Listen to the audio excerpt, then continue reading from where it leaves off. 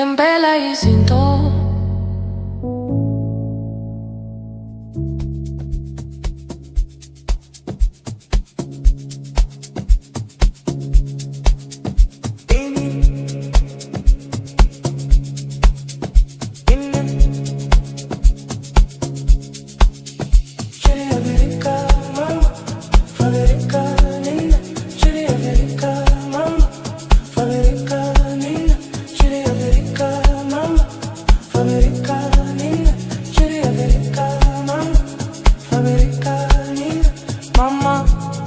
I'm leaving for Africa. The tears in her eyes told me she'll miss her son. From Ghana to Nigeria and all the way to Somalia. Oh, Africa, here I come. Mama, I'm leaving for Africa. The tears in her eyes told me she'll miss her son. From Kenya to Zimbabwe, from Morocco to South Africa. Oh, Africa, here I come. Chiri America, mama, America, Nina. Chiri America, mama, America, Nina. Chiri America, mama, America, Nina. Chiri America, mama, America, Nina.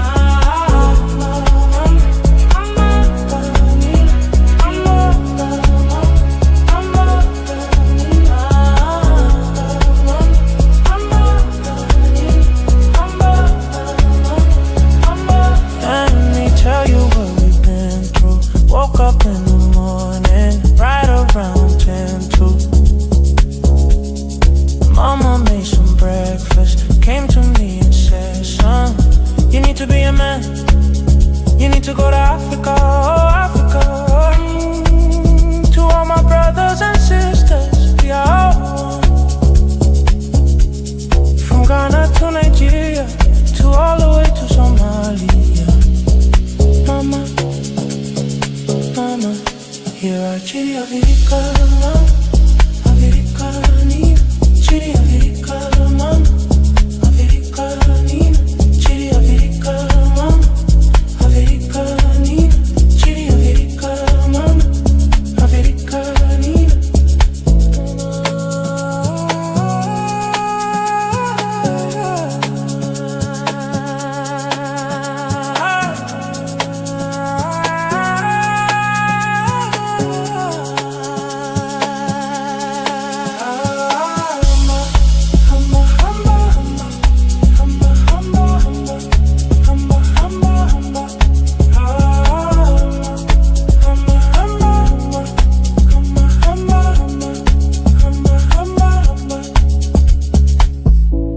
Let me tell you what we've been through.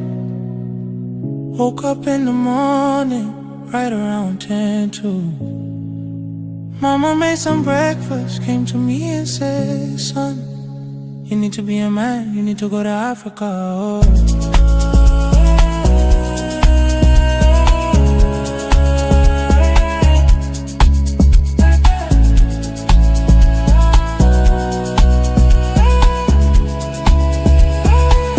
To all my brothers and sisters, we are all one. From Ghana to Nigeria, to all the way to Somalia. Mama,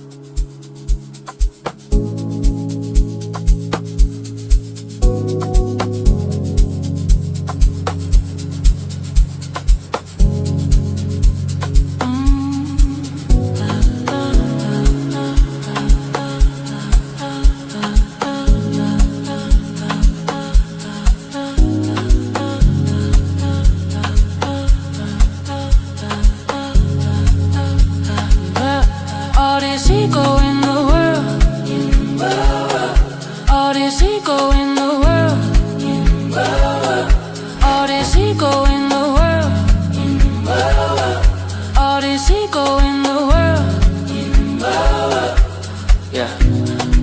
Ungazama kabi awumehlisha umoya, awumehlisha umoya. Awuziyeni izinkomo zakwenulelia khaya. One of the biggest tragedies is thinking that life is gonna last forever, not realizing that this very moment could be the very last moment. This could be your very last breath. This could be the last time you open your eyes. You know, life, man, life is beautiful, life is incredible, life is magical. You know, life is something that should be cherished. You know, life is something that should be honored. You know, life is something that should be respected. You know, but, you know, the crazy thing about life is that life goes on.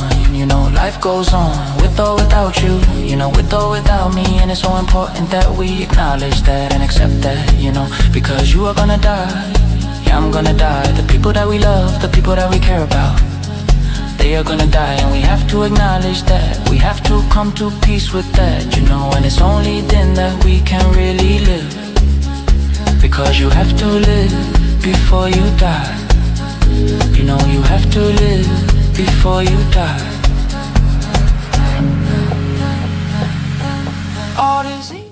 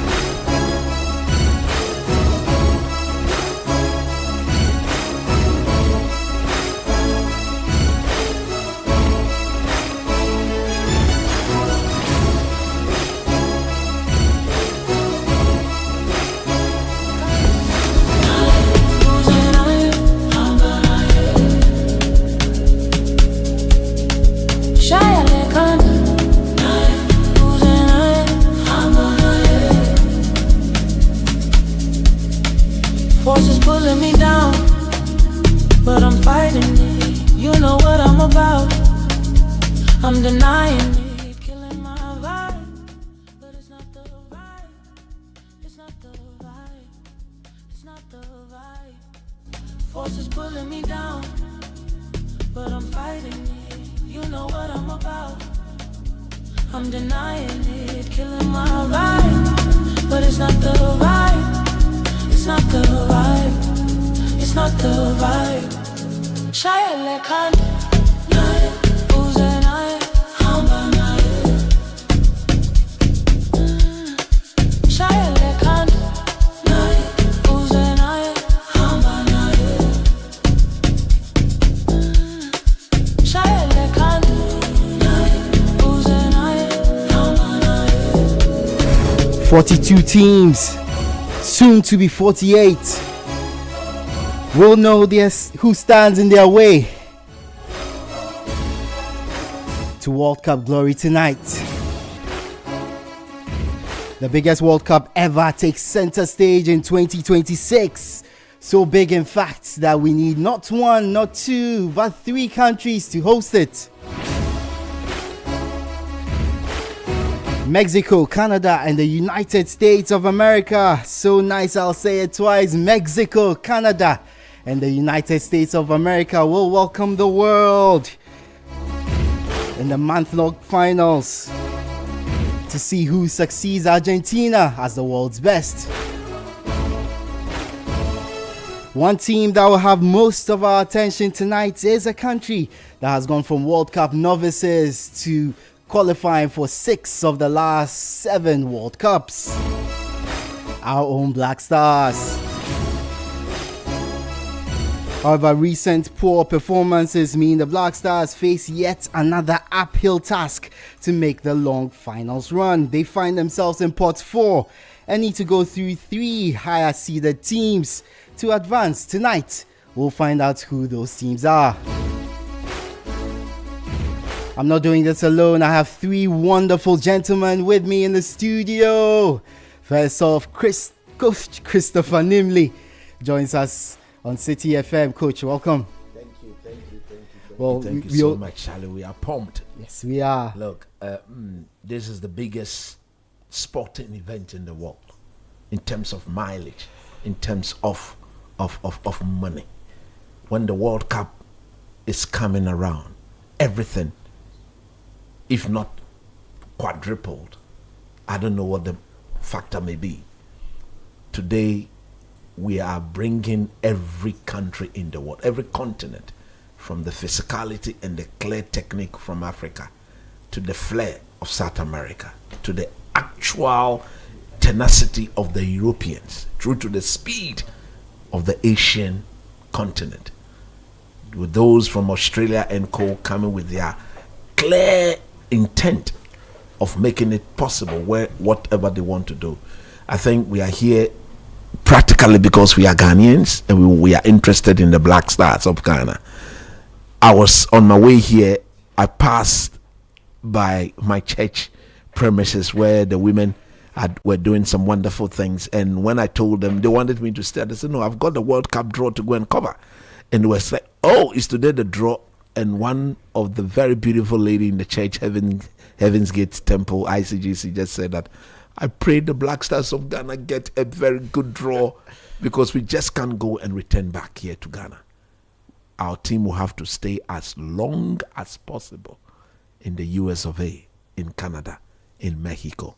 And if that is going to be practically possible, it starts from today." So look, Charlie, we are ready. We are ready to take listeners and viewers through the draw, and we are hoping that it will be a befitting draw for the Black Stars of Ghana. Well, as Coach says, we are ready. Also with us is Yao, AJ Minta. Yao, how are you doing? I'm doing well, Edwin. Yeah. Any early thoughts from you? We just had Coach Nimley. Early thoughts. I'm just looking at a situation where, yes, we end up getting drawn in a very tough group. I'm looking at what has led to Ghana being able to get to this point, our 5th qualification to the World Cup. You look at the previous 4 appearances that we've made. All the appearances that we've made, we've ended up getting drawn in very tough groups. Twice in the group of death, and on the other 2 occasions, we ended up getting drawn in very competitive groups, which could easily pass for a group of death in other tournaments. And so, looking at where Ghana finds itself in terms of the pots, and looking at the caliber of nations that have qualified so far in the other pots, yes, I do expect to see Ghana getting drawn in a very tough group. So once that happens, or should that happen, I honestly wouldn't be surprised. Early thoughts from Yao, AJ Minta. My final guest is Manuel Kwache. Manuel, good evening and welcome. Good evening. So, early thoughts from you on what you expect from tonight? No, I think this is just like the official build-up. Obviously, we know that the World Cup is coming, but I think once you start seeing the draw, once you start seeing what teams will be playing, we just built up the excitement. So personally, I'm just looking forward to seeing how the whole event unfolds. What will be. If we get a hard group and we're not able to get out, it's the luck of the draw. But I think that based on how many teams are in the competition this year, and 48, there have been a lot of teams who are now qualifying to the World Cup for the first time.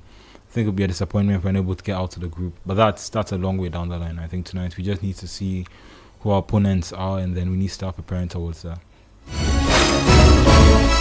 That was Manuel Kwache with his initial thoughts.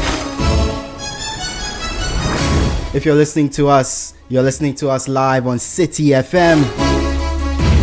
If you're watching us live on ChannelOne TV.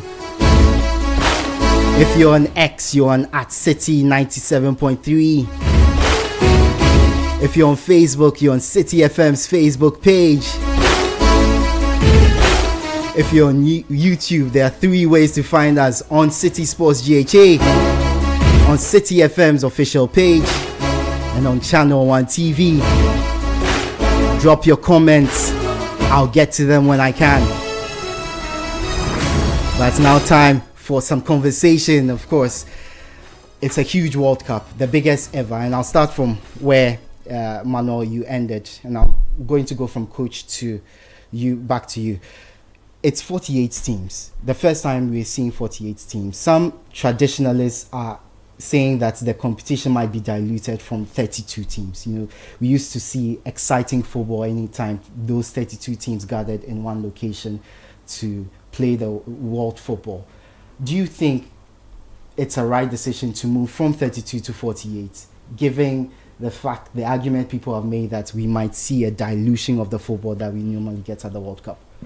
To be very honest with you, I'm one of those people who felt that there wasn't the need to increase the number of countries from 32 to 48, because for me, I have followed the World Cup, I would say, since I was born, since I had an open eye. I believe I started watching football at the age of 3 years, and I've always loved it whenever the World Cup has come around. So the standard of the World Cup is so high that I was completely against the dilution of the tournament. But having said that, in recent years, for example, from the last World Cup, who thought that Saudi Arabia would have been the only team to have beaten the eventual world champions? Nobody saw that coming, isn't it? But the problem associated with that is that how many of most of these minnows who will be at the tournament, who have qualified for the tournament, can go out there and put up the sort of performances that Saudi Arabia put up against the eventual winners, Argentina. Yes, I believe there wasn't the need, but because football has evolved over the years, and every country now has seen the need to be very competitive. The little money that FIFA distributes around the world, if you're a footballing country and you want to make that jump from where you are to be a recognizable country when it comes to football, you have to ensure that the money goes into the development of what? Talent.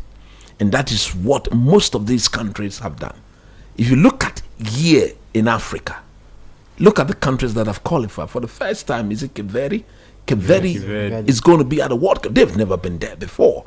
But you'll be the first to admit that in the last 2-3 AFCONs where they've showed up as a country, they've given most of the big guys proper run for their money.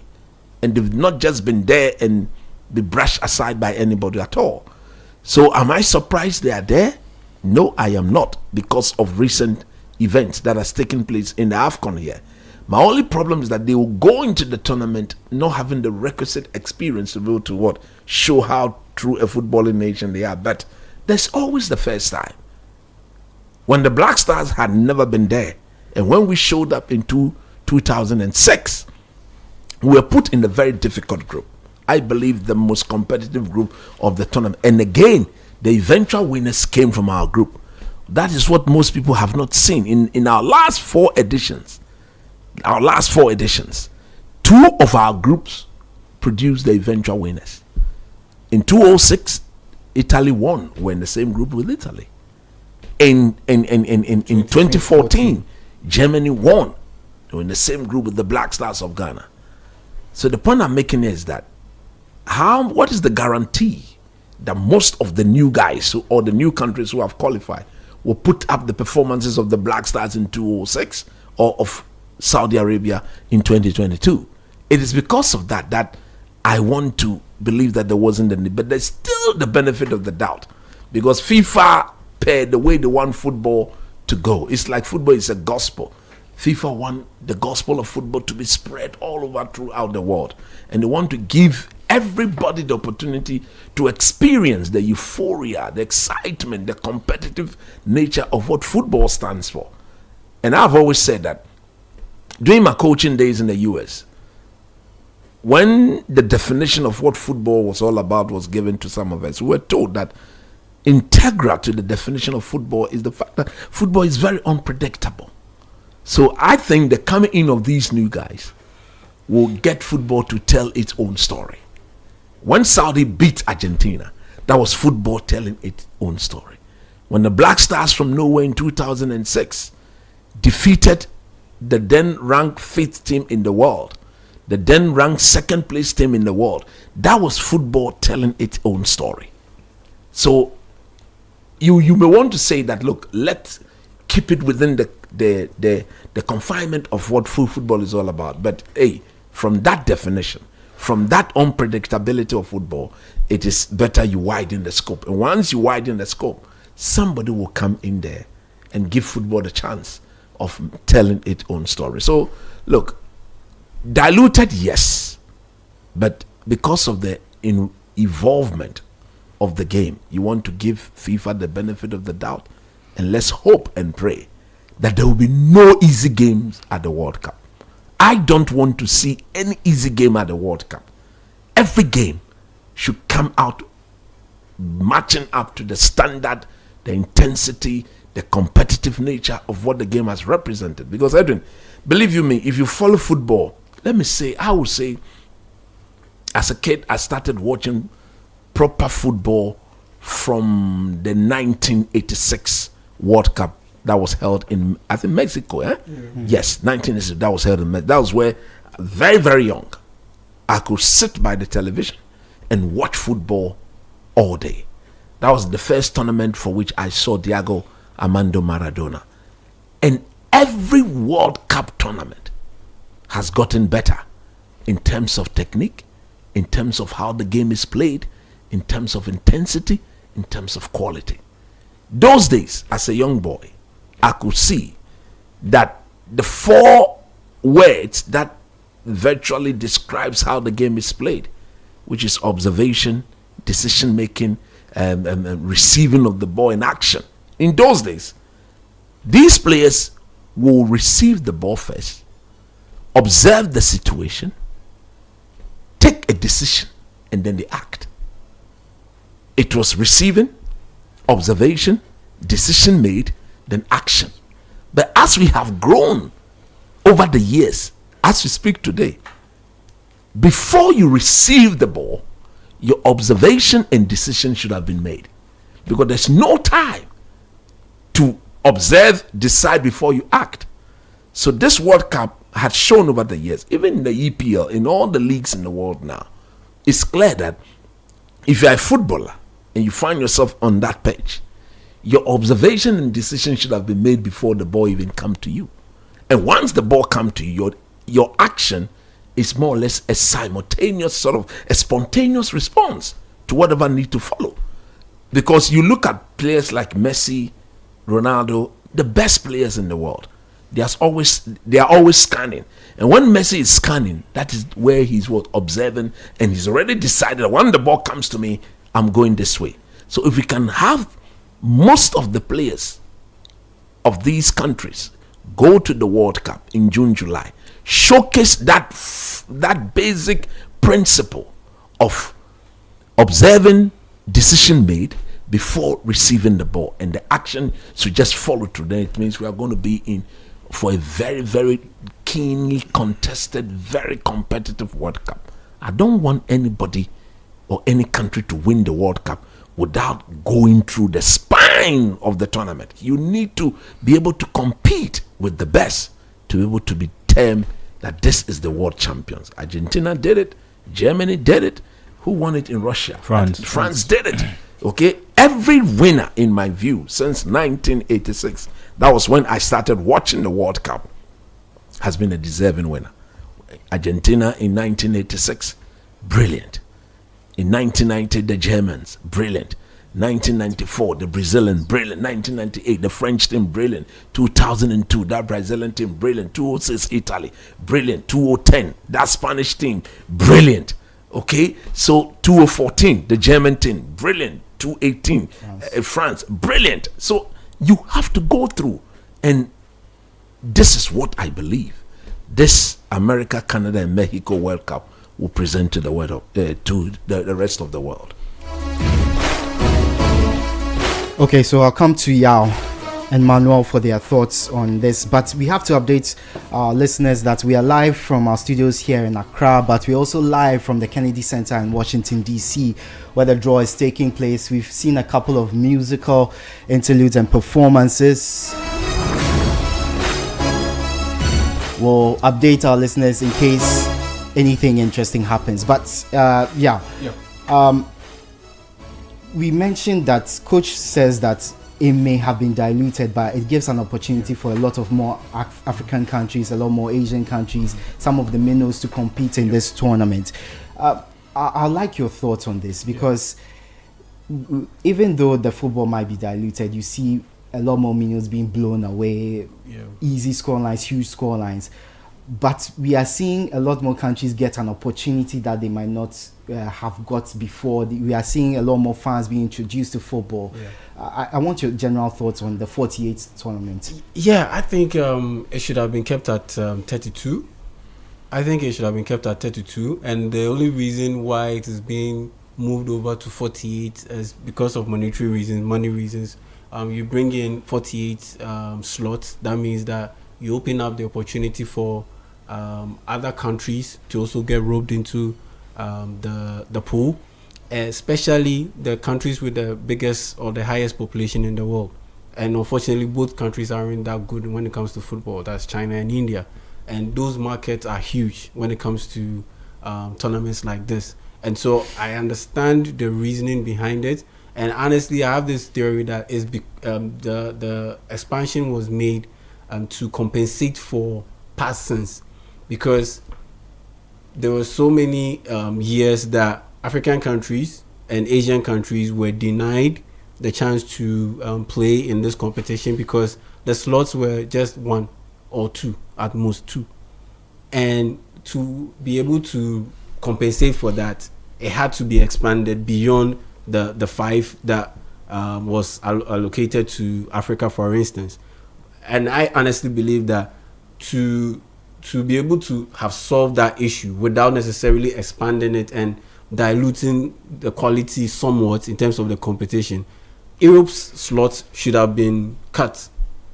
Europe's slots should have been cut, reduced to, let's say, 8. And then the remaining slots that Europe occupied should have been spread around. That's what I honestly believe. To be able to maintain the 32 teams. Even with the 32 teams, we saw how some countries qualified, and they weren't able to really compete. And so we are likely to see the same thing happen when it comes to this tournament moving forward, now that it has been increased to 48. But beyond the little historical issues that I've pointed out, there are multiple reasons or multiple decisions that went into this particular format change. And it's quite compelling looking at the arguments that lie behind those reasons. Mainly it's about the money. Once you open it up, you are bringing more sponsors on board. The sponsors who are already on board, you are likely to get more money from them if you are FIFA, because at the end of the day, you pitch to them that, okay, this time around it's not just 32 nations that are competing or 32 markets that you're advertising to. You're advertising to 12 more, and in that sense you bring in more money to the pool. And there's also the bit about bringing in that good feel, like having a country like Curacao qualify to the World Cup for the first time. Cape Verde qualified to the World Cup for the first time. It brings about a good feeling, and it makes it look and feel like football isn't necessarily an alien sport, and that it embraces everyone. And that is a good marketing move, because other sports disciplines suffer from that bit where it feels a bit alien to a lot of people. But with football, you can tell that it cuts across pretty much every background, social, economic background, continental background. It has that bit of togetherness, unlike the other sports discipline. And so, there is a strong argument to be made for the reasons behind it. And I understand why they did it, but honestly, I would have preferred the slots be maintained at 32 teams to ensure that the quality is still upheld for a very long time before there's a discussion about potentially expanding it. But it is now here. The decision has already been made, and so it's all down to the teams to prepare very well, to recruit very well, and to be able to deliver top level impressive performances for us to be able to enjoy the competition as well. Wonderful. Manuel, let me bring you in here. 8 different teams have won the World Cup in the history of the tournament. Still on this discussion about diluting of the tournament, are we closer to getting a new winner of the World Cup? Argentina won it last time, but they'd already won it before. Are we closer to getting a new winner of the World Cup, given the number of teams that have been allowed before to Manuel comes in, yes. there's also this bit about why I wanted the 32 nations maintained, because this time around, with what FIFA has done with regard to nationality switches and all, it has enabled countries to be able to recruit some of the best players in other continents based on their heritage to come and play for them. So there's no situation these days where you have all the talent being concentrated in one continent or just 2 continents. This time around, the talent is spread all over because globalization has taken place. People are moving all over the place. And so you have a situation where players are being raised through the systems of other accomplished nations to be able to play to that level. And they are representing countries that otherwise do not have those kind of infrastructure. Before I come back to Manuel, we are seeing on our screens Donald Trump, who is the US president, being awarded the inaugural Peace Prize, which was created to honor individuals whose efforts champion unity and goodwill. I don't mean sound cynical, but was created to honor him. Whatever. Yeah, because what you read, it doesn't fit with his profile. Oh, I disagree. No, Peace Prize. This year in particular. He's a man of peace. You see what he's a man of peace. He's not a man of peace. Look, take it. I mean, he's coming in as president of the United States. First of all, beautiful trophy. Of course, just to point out, this is a year of sycophancy from Infantino's part, from giving him the Club World Cup to the World Cup trophy with him. I think they weren't really smart with this trophy, because this looks like something that could be at least a World Cup, something that, because Trump kept asking for the World Cup trophy, whether he could keep the World Cup trophy. So I think giving him an award, giving him an award like this, but look, in my view, I think he's rather brought stability to the world since he became president. Because look, we cannot live in the world where anybody at all can misbehave. There must be some level of decency and discipline in the way you handle your own people. Since he took charge as being president of the United States of America, things that could have escalated have all been tamed. Mm-hmm. And look, the Bible itself speaks about leadership. We cannot live in the world not having a leader. I believe that whoever is the president of America is the leader of the world, because they are that powerful. And once the American president stands his ground, there is bound to be freedom and justice for all. Okay? So I don't think that this given to him is just something by the wayside. Coach, I agree with you. But then I think they are just playing to his ego. Oh, they are playing to his ego. I mean, no. I mean, Peace Prize.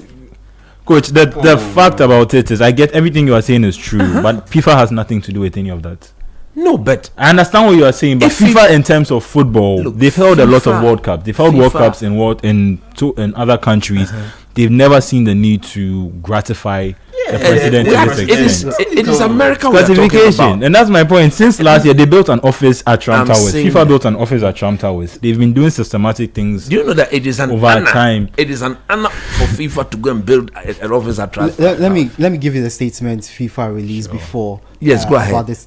So it will be awarded to someone who has taken exceptional and extraordinary actions for peace and united people across the world. That's in an it. increasingly unsettled and divided world, That's it. It is fundamental to recognize the outstanding contribution of those who work hard to end conflicts and bring people together in a spirit of That's what peace. he's done. That was the statement FIFA He released. himself is divisive. How can he be bringing people No, but the together? thing is, at least example at of- least politically, we're not trying to delve into politics, but at least politically, the war in Ukraine and at least the war in Gaza, he took without his influence on He's those turned wars. those. They do not come to an end. That's So in what- this year Look, in particular, he I'm not here will- to criticize him. Not only I him, was But going to politics. This is not politics. It's not politics. Yeah, But the award being given to him is just gratification for the fact that you are letting us play a World Cup in your country and we want special favor. That is no. It doesn't go This beyond award, that. Was created Look. a month ago. no, but you see. It didn't exist a month ago. Cool. So let's say The there's arg- always the argument there's is- always the first time of anything. Yes, So please. would you say that the first time an award was created was to do what you are saying to somebody? In 2021, when they gave Lewandowski the best striker award, it was because they didn't give him the Ballon d'Or the next year. No. There are times where systematically you try and take advantage So of it. I'll only The accept argument what you are is, the saying. argument is why award the first of its kind, an award like this, the first of its kind, to someone who basically didn't care about football until the US were awarded So the World that Cup, is- and he became president. and Why he- not award somebody who embodies the Did you hear what he said about Somalis in America? Exactly. Did you hear what he said about the Somalis in togetherness America? of football. How can you who say actually you're giving has this guy a been peace in award? football and has Please. worked in football for No, you see, a long time? You see, if somebody has no interest in the sports, and all of a sudden, his interest is such that under his regime, the biggest ever World Cup is being honored or is being hosted, and the amount of money he's committed to getting this tournament hosted in that manner.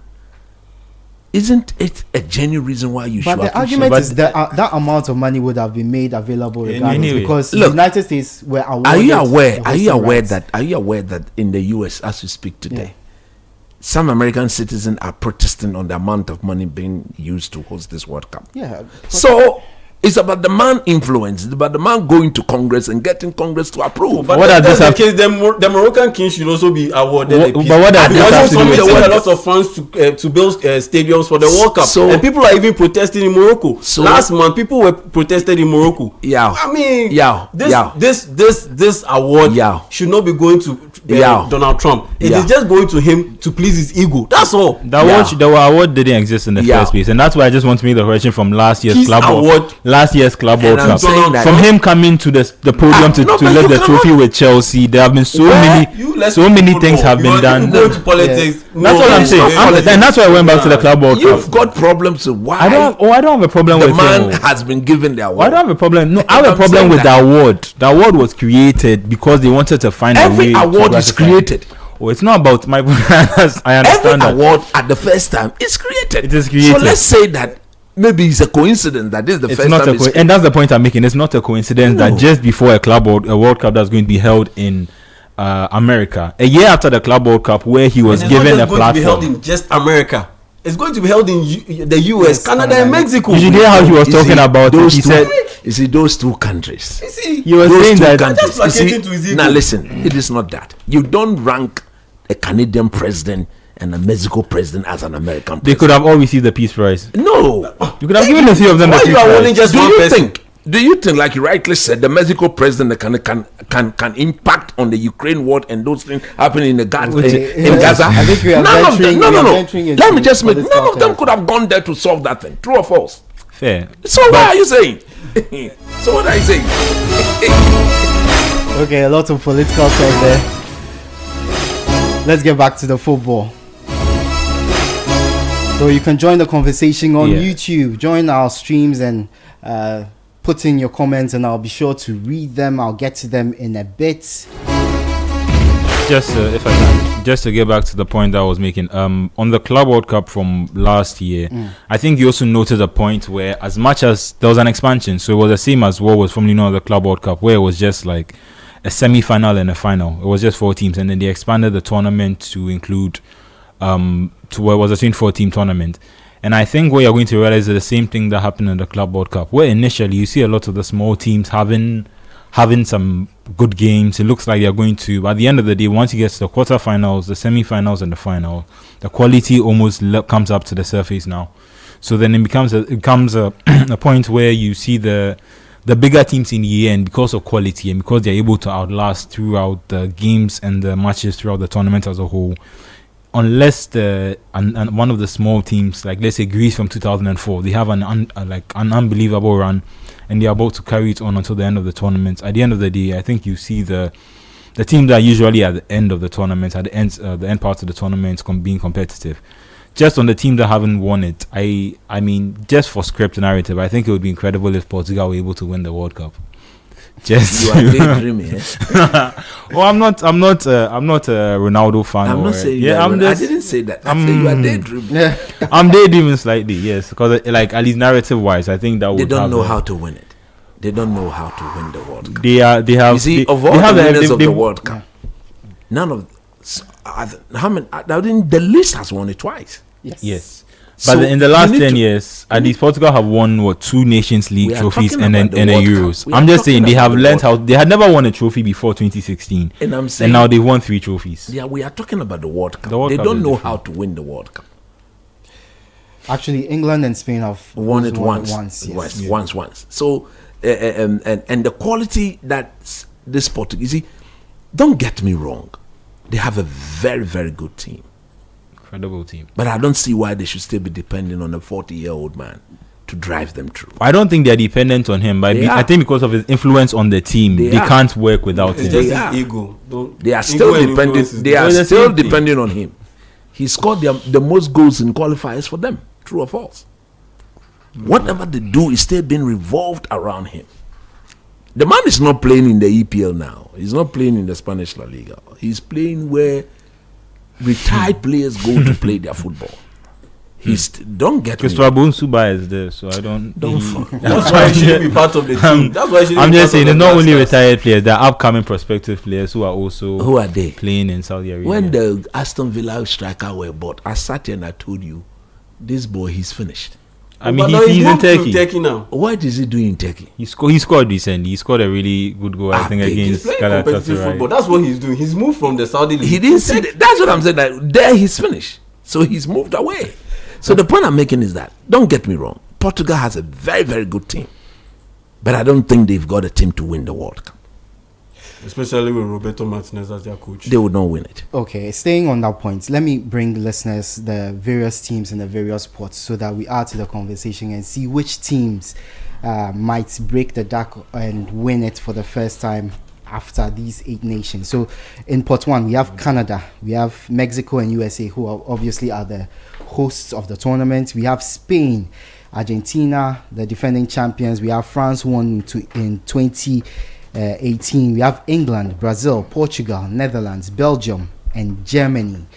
In pot 2, we have Croatia, Morocco, Colombia, Uruguay, Switzerland, Japan, Senegal, Iran, Korea, Ecuador, Austria, Australia. And in pot 3, we have Norway, Panama, Egypt, Algeria, Scotland, Paraguay, Tunisia, Cote d'Ivoire, Uzbekistan, Qatar, Saudi Arabia, and South Africa. And of course, in pot 4, we have Jordan, Cape Verde, Ghana, Curacao, Haiti, New Zealand, the playoff winners of UEFA A, UEFA B, UEFA C, and UEFA D. Of course, 4 teams from the UEFA playoffs are going to join the teams already in the World Cup. And we have the FIFA Intercontinental Playoffs, the 2 teams that will qualify as well. They also make it into pot 4. Now, let's zone into the Black Stars. We have to talk about the Black Stars. Yeah.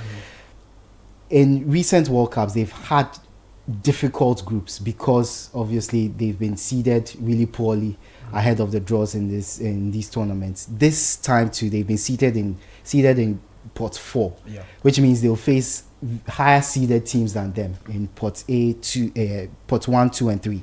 So I've just mentioned the teams in the various sports. I want you to tell me, who do you think the Black Stars would want to face, and who do you think they wouldn't want to? And I want you to go through each sport if you have the list. I don't have the list, but we'll get you the list. So, but to To be honest with you, I don't want the Black Stars. I'm talking about Pot 1. Yes, Pot 1. I don't want the Black Stars to face any of the host nations. I don't want them to face any of the host nation in Pot 1. Because I think that in major tournament like this, almost everything is done practically possible to ensure that the host nation will at least progress beyond the group stages. And here is the situation where we've got 3 host nations. I don't want the Black Stars to face Mexico. I don't want them to face Canada. I don't want them to face what? The USA. So if I subtract those 3 from the rest of the teams in pot 1, it then means that they are left with Germany, France, England, Germany, France, England, Spain, mention the rest. Germany, France, Argentina, Brazil, England, Netherlands, Belgium. Is Brazil also in that pot? Yes, Brazil is in that pot. Look, preferably, I want us to face England. Preferably, if you look at the rest of the teams there, I think if we were to face the English, because of the fact that we know them, technically, I believe they will not pose too much of a problem than the Spanish will, than the Germans, than the French, than the Brazilians, than the Argentines, and the Belgians. Look, so preferably, I want us to face England. If we can get an England draw, if we can get an England draw, I think it will be massive. So that is my pick. I don't want them to face any of the 3 host nations. I also don't want them to face Spain. Look, if the Black Stars were to be paired against a country like Spain, that would be a day of torture, a day of pain, a day where we would watch this game and will be so uncomfortable throughout. I don't want that. I believe from the way the English go about their football, on our day we can match up to them. If only if the coaching will be good on the day, I think we can match up to the English team. When you go to Pot 2, where you have the likes of Croatia, Morocco, Colombia, Uruguay, Switzerland, Japan, Senegal, Iran, South Korea, Ecuador, Austria, and Australia. I don't know whether at this stage you are permitted to meet an African team. If we are permitted to make an African team, we are not. Good. So therefore, if you look at Pot 2, there's Croatia. So while you think about it, update. So FIFA President Gianni Infantino is on stage, along with the leaders of the 3 nations that are hosting the World Cup. This is beautiful, isn't it? They will be the draw assistants for tonight's draw for the World Cup. So big. Just an update there. We seem to be almost ready for the draw. Football is big. Yes. So like I'm saying, if you look at Pot 2, there's Croatia, there's Colombia, there's Uruguay, there's Switzerland, there's Japan, there's Senegal, there's South Korea, there's Ecuador, there's Austria, there's Australia. Look, I think I don't want, obviously we'll not play Morocco, we'll not play Senegal. Yes. The only country I want to avoid here will be Croatia and the South Americans, Colombia. I don't want to meet them. Apart from these 2 countries. I mean, just on that, won't you want to avoid Japan, given how we played against them? We can match them if we show if our entire team were to be on their game and we know even them. after what you saw in the Caribbean Cup, we know them. We are used to them. We've played them several times. We know what to do to beat them. I think we can match them. We can match South Korea, Australia. We can match. They are more of a physical team, but technically, I think on our day we should be able to match them. This Austrian team being coached by the former Manchester United. Now what is the name of the German? Ralf Rangnick. Yes. They are a workaholic. They are a very, very difficult team. So if I can avoid the South America, maybe the only South American I want to accept there is Uruguay. Yes, I wanted to make that point. Yes, maybe I'll accept them because look, we've got a long-standing beef with them. It would be nice to go and settle that thing once and for all in our favor. I want to get your thoughts on Iran. Iran have been growing in terms of reputation in the last few years. They are a dangerous team. Very, very good side. They are a very dangerous ranked, team. I think 22nd in I've watched them in currently. recent time. They are a very, very dangerous team. You don't want to play them. You don't want to play them. So I will avoid Colombia. I will avoid Croatia. I will yes, I think apart from them, we are thinking. Then I will avoid Ecuador. The rest, Ecuador, that's where the Chelsea boy comes from, isn't it? Yes. No, which one? Caicedo. Yes. Yeah, I will avoid them, and then I will meet any of the rest. Now, when you come to pot 3, in pot 3, Norway, Panama, Scotland, Paraguay, Uzbekistan, Qatar, Saudi Arabia, South Africa. So there it looks like our work is to some extent cut out, because at the end of the day, what you don't want to have here is the fact that there are a lot of African teams here, because there's Egypt, there's Algeria, there's Tunisia, there's Cote d'Ivoire, and there's South Africa, and we are not to meet any of them. So here our work is cut out. It's likely to be Norway. Do I want Norway? I don't think I want to play Norway. I don't want them. Erling Haaland and Odegaard. They are look at the way they handle. Yeah. They handle Italy, even in Rome. Yes. Look at how they dealt with the Italians. I don't want to play them. So there, maybe a Panama. We should be able to handle Panama and beat them, and then Qatar. We should be able to beat Qatar. If Uzbekistan, look, I think we may get a very good, favorable draw from pot 3 if we can avoid Norway and the fact that we are not meeting any of the African teams there. Any other team that presents itself, the Black Stars should be able to handle them. So I'm hoping for a draw where we play England. So an update before you go on, the draw has begun, so we'll bring you updates on which team is in Group A. Actually, let's go through it. First country drawn is Canada, who obviously one of the hosts. They will be placed in Group D. Is that the Canadian president? Yeah. Yes, that's the Canadian Prime Minister. President. He picks his own country. Well, the balls for the three host nations are differently defined. colored, so you can definitely tell. Are defined. Yeah, so Canada in Group B actually. Then maybe she will pick Mexico as well. Oh. Yeah. So yeah, Mexico also Mexico. co-host for the tournament. Also picked. We'll see which group they are in after this. Group J. Mexico will be in Group A, I believe. I think Group J. No, Mexico will be in Group A. A. Yes. And then the United States, I see, will be in Group D. So they'll be the third country picked, and Trump is struggling a bit to open the ball, but it's okay. Yes.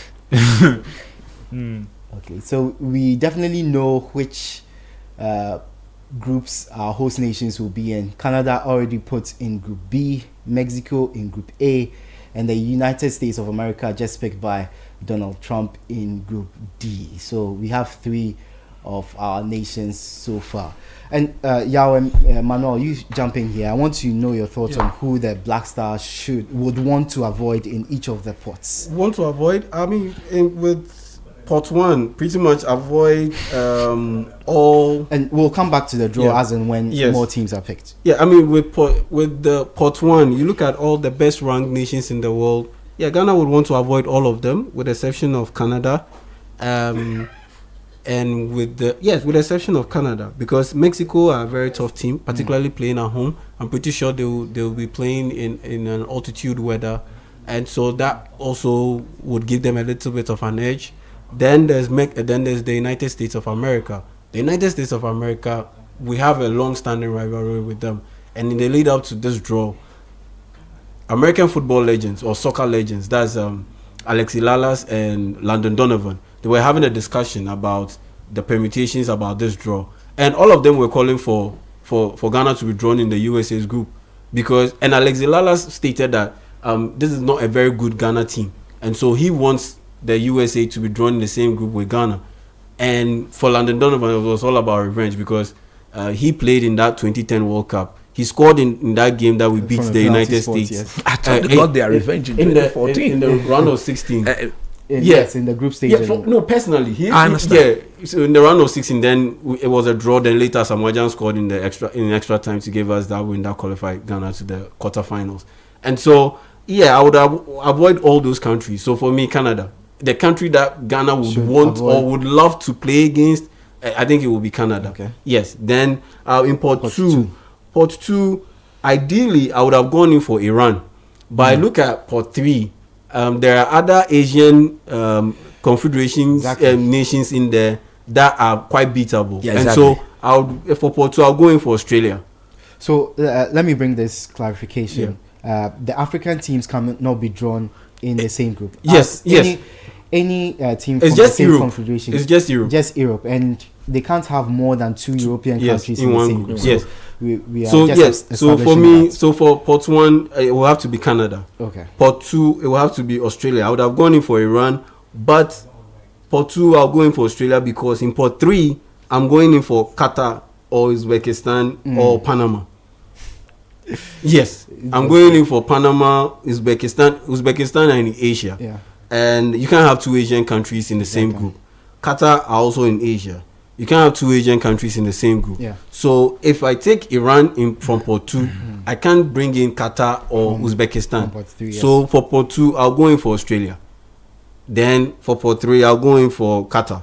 Okay. Then Port 4, I'll go in for Ghana. So for me, Canada, Australia, Qatar, then Ghana. The ideal very, draw very, for very the Black workable Stars of group. Ghana. Yeah, very But workable. no, I want your Or thoughts. on this. Panama, Qatar. Yeah, I mean, What would your ideal group for the Black Stars be? ideal group for the Black Stars. Yeah. I think Yao has clearly laid it out because I But think who should the Black Stars? Qatar Who should the Black Stars Uzbekistan, absolutely Panama. avoid? Who do you think they should absolutely avoid in those spots? I mean, Port 1, I think we're hoping for host country. That's as simple as it gets. I think we have a better chance against Belgium. I think we have a better chance against Belgium compared to England. It Coach is was likely saying. that if we were to play against any of the host nations, that would be our very first game of the tournament, and that could be dangerous. That's why I'm saying that for me, I don't want True. to play I against think any playing of the against a host home nation, you are playing against a very motivated Yeah, man. crowd, especially with a lot of home support, especially in a big tournament like this. So I believe the opening match will be played in Monterrey, Mexico. So there's a chance Mexico will be in the opening game, and they are. In even Canada are not as they are, like Jonathan David, Alfonso. Like they have a good team. They have a good team. This is not. They are just compared to the rest of the teams in Port 1. Maybe because they wouldn't naturally be in Port 1. I think that's why we're finding it a bit easier. I think another quirk of the draw is you could have a point where Italy, Sweden, Turkey, and Denmark are in Port 4, and that's just mainly because they came through the playoff. But these are teams that are good enough to not be in Port, so it can create a few more interesting groups. But in terms of Ghana, I think maybe Belgium, Australia. So Belgium, Australia, Panama, then Ghana, then. Because I think even if you win a group, based on the quality of some of the other teams, like I said, because of how the Port 4 system is a little skewed, it might mean that even if you win your group, you might still come up against a tough second opponent who finished second. So I think we need to just get out of the group, and then once you get out of the group, we realize that it can be anyone and it can be everyone. So we just need to prepare for that. Okay, so I want to talk about how Ghana got into this situation. The poor performances from the national team, poor performances in competitive games, in friendly games. And I believe the local Black Stars also contributes to the rankings. Why did we end up in this position? Simple. And we failed to qualify to the AFCON. So it all adds up. It's accumulative. yes. It accumulates over a period Yeah. of time. And so if in a specific year you didn't win any of your qualifiers, it adds up. And so yes, you didn't win any of your qualifiers in the AFCON, but you did well in the World Cup. It will definitely take out some gains that you made in the World Cup qualifiers.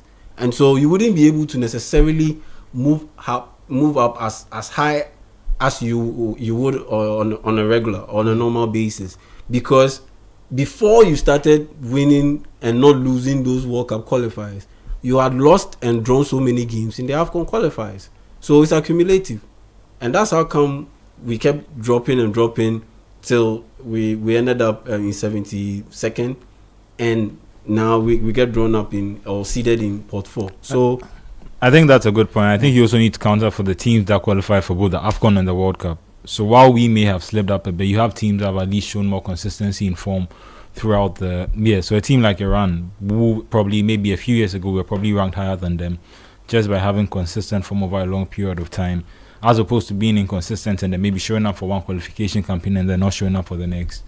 It can affect your performance in terms of these rankings. I like I said, the World Cup is a big opportunity. If you go and you perform quite well against these other teams, I think that can help us. Obviously, it would help if we could have that before the port system or before the ranking system, before we're then given a group. But like I keep saying, like once you get out to the group, it's anyone. Especially in this World Cup where the top seeded teams, especially the nations in pot 1, the way they've set up the format and structured the draw is to ensure that you don't have too many big weights or heavyweights clashing or facing off in the earlier rounds. I think we may begin to see that from the quarterfinals, semifinals. Yes. So the way it is structured, if let's say Ghana ends up in the same group with England or Brazil, and we end up topping that group, there is a possibility that we could end up going till the quarterfinals before we end up meeting another top level opposition once we get out of the group, and that obviously boosts your chances of being able to have a deep run in the tournament. And so the way it is set up, look, that's what I've said even before this draw came up, that the way it is set up with the numbers increase, it means that things can easily break your way. You see, where you can have a good run in a deep run in the tournament and be able to excel, where Ghana could end up potentially making it to the semi-finals. You see, you asked the question, what was the reason for we finding ourselves where we are? Look, if this tournament was not being hosted by 3 countries, I believe some of our African brothers would have been in pot 1, like Morocco, definitely, and then to some extent maybe Senegal. They could have been in pot 1 per their ranking. But having said that, the Black Stars of Ghana is like we've gotten to the level where everything goes. People are not being held responsible To a high standard. to a very high standard. Look, why is it that you've got people justifying why we didn't qualify for the AFCON? Look at the teams that virtually prevented us from qualifying to the AFCON. Angola, Niger, Sudan. These 3 teams, we played against them and we couldn't win even one single game.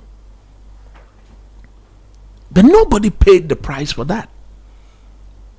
Going forward, what we have now done, Okay, Lama. I mean, Lauman, yeah, I was about to say.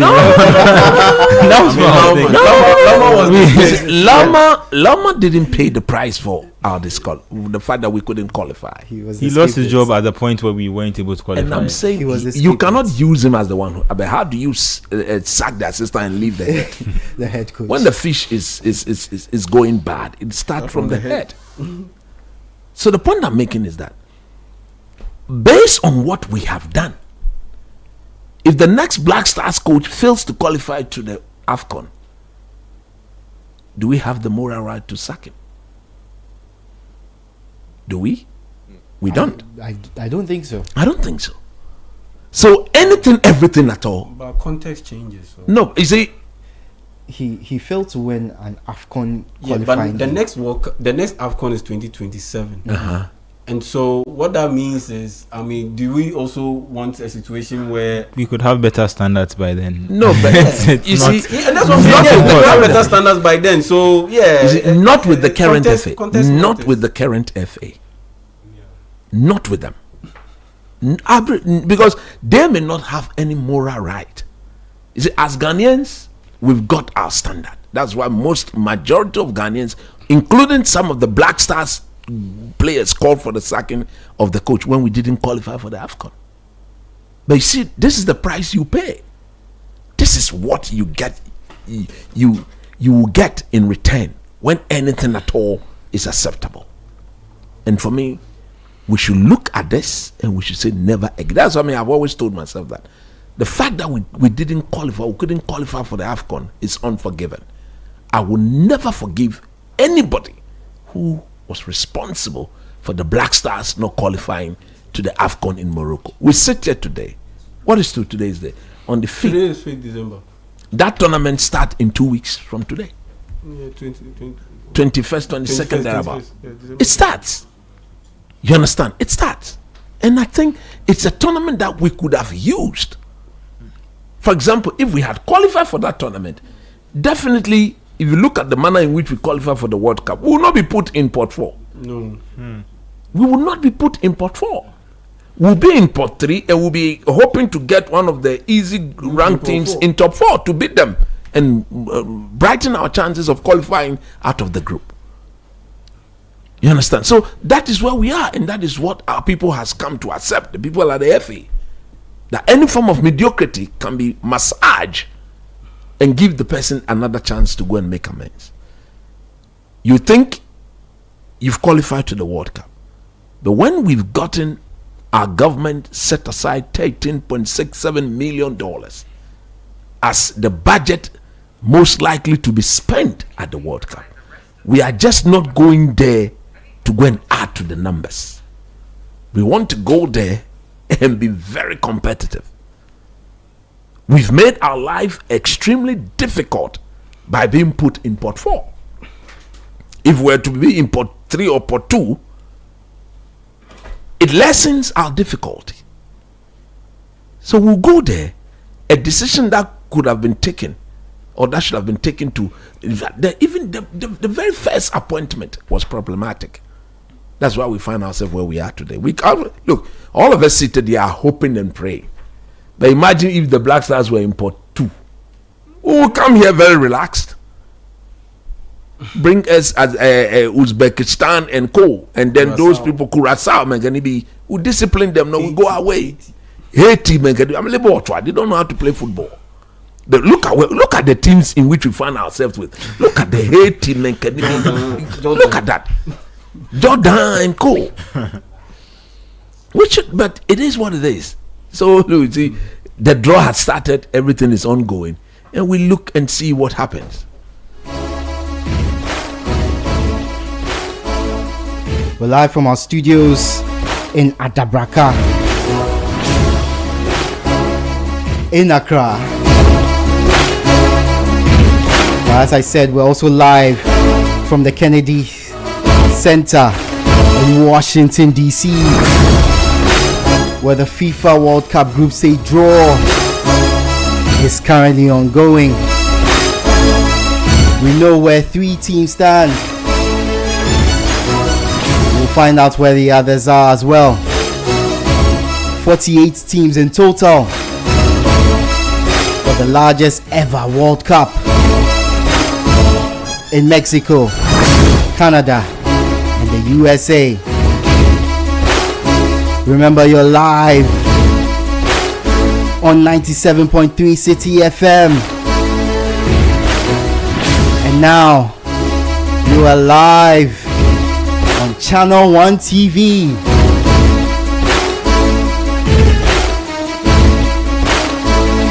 We're covering all our bases on radio, on X, on Facebook, on YouTube, on City Sports GHA, on City FM's official YouTube page,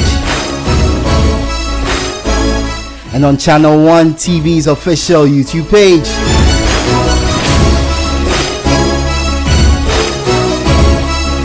We'll also bring you live coverage on ChannelOne TV. So we are crossing over to ChannelOne TV. Make sure you pick up your remotes and change your channels until you get to ChannelOne TV. Watch us live.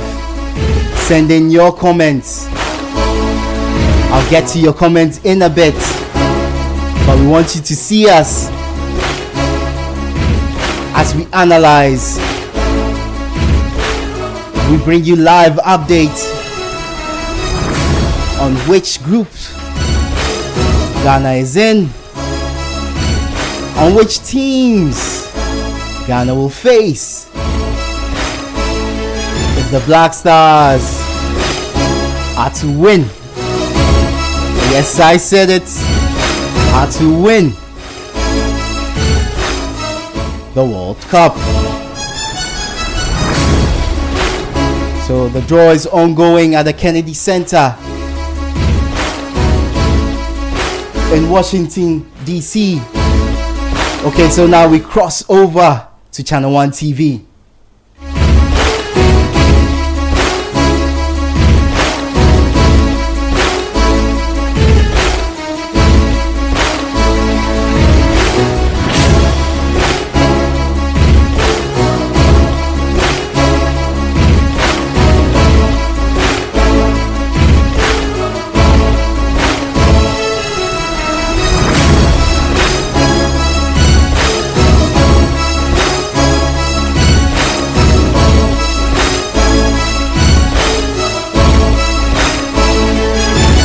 Actually, we're going live to the Kennedy Center in Washington, D.C., where the FIFA World Cup Draw is taking place.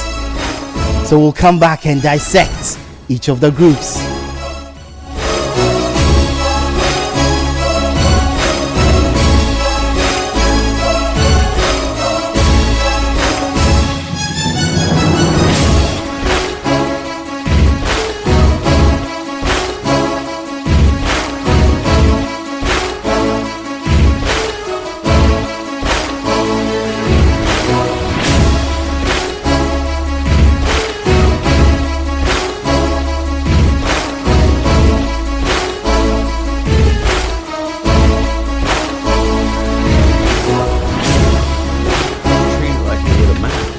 Prepare, focus, relax, ride the vibe, and be Rio. Easy.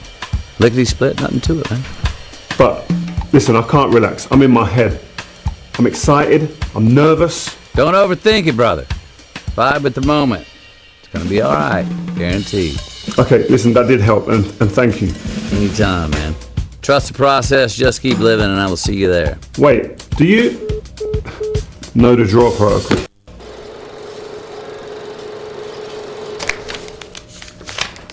Hola, Rio. What? Rio, hello. Wait, how did you do that? Are you? Salma Hayek Pinot, acclaimed actress and newly appointed FIFA ambassador? Yes. Surprise? This is incredible. Congratulations. Yes, I'm incredible. Thank you. Salma, I need your advice. I'm a little nervous about conducting the draw. Oh, Rio, my advice is to have fun out there.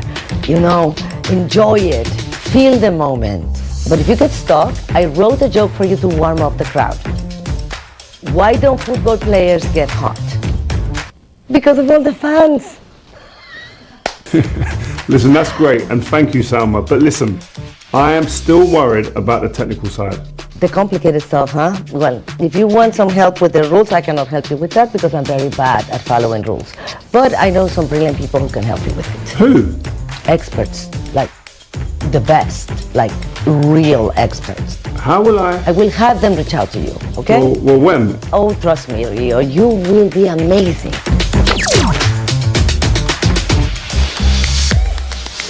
Time to meet your draw conductor. An England legend and one of the finest defenders of his generation, who was a European champion and a six-time English Premier League winner with Manchester United. He played in 2 World Cups and made 81 appearances for his country. Ladies and gentlemen, please make some noise for Rio Ferdinand.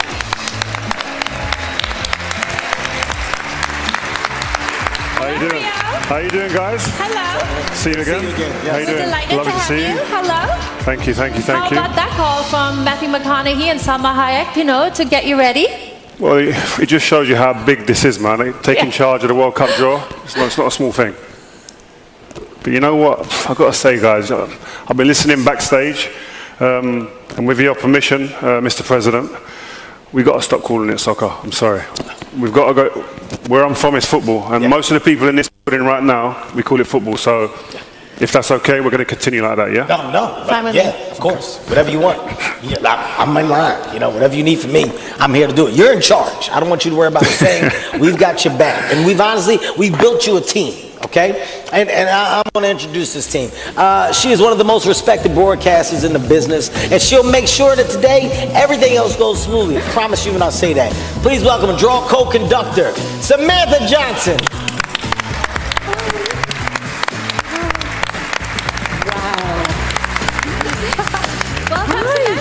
Nice to meet you. Hi. Great start to the show. My God, so happy to be here. So honored to be here. Wow. So Sam, I mean Rio, right now, are you guys happy? Is it safe to say you're happy? Yeah, I'm ready to go. I mean, the only thing, I don't know who Samuel was talking about, do you? Well, you mean the real experts on all of the draw rules? Sure, Salma told us where you need to go.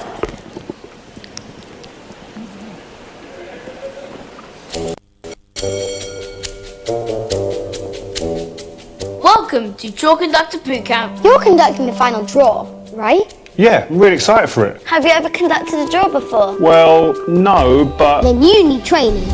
Let's go. First question. How many teams are in this World Cup? 32. Maybe back in your day. It's 48 now. Right, okay, 48 teams. Those 48 teams will be split into 12 groups. 4 teams per group. And all 48 teams have been divided into 4 pots, each containing 12 teams, which we've improvised for training. This is brilliant. The pots are based on the latest FIFA Coca-Cola Men's World Ranking as of November 19. Pot 1 has the top 9 teams plus the 3 host nations. Pot 2 has the next 12 highest ranked teams. It's the same for Pot 3, but that has the next 12 highest ranked teams. And Pot 4 has the next 6 highest ranked teams along with 6 placeholders. Wait, placeholders? What are they? There are still 6 spots up for grabs at the FIFA World Cup. 6 spots? FIFA World Cup 26 playoff, 6 teams, 2 qualify. European playoffs, 16 teams, 4 qualify. Those are the 6 placeholders, and they'll be confirmed in March. Placeholders. Got it. Next, the 3 host nations. That's already been taken care of. Good news. They are in A, B, and D. The teams of Pot 1 will occupy the first positions in each group. And the 3 hosts are already placed. Your draw assistants will draw Pot 1 first, then all of Pot 2, then Pot 3, then Pot 4. Straight through, 1 pot at a time. Rio, listen up. This bit is very important. Teams from Pots 2, 3, and 4 will take a different position in the group they are drawn into. Depending on the group they are drawn into and the pot they come from, their position within the group will vary, either 2, 3, or 4. So you're drawing the group they go into, but not which position in that group. Got it. So your group position determines who you play in your first game, second game, and your final game. Exactly! Now, an important rule. No 2 teams from the same confederation can be in the same group. So no 2 African teams together and no 2 South American teams together, right? Correct, but there's one exception. That doesn't surprise me. European teams. There are 16 European teams at this FIFA World Cup. So 2 European teams can be drawn into the same group, but no more than 2. European teams are the only exception. Noted. Now let's practice the actual mechanics. Pot 3. Rio, this is your line. It's a pot 4. See, Rio, you've got this.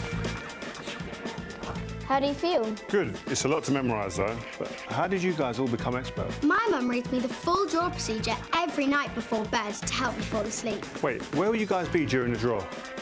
Can I call you if I need help? It's a Friday, silly. We'll be at school. Don't worry, you're gonna do great. I could not have done this without you guys.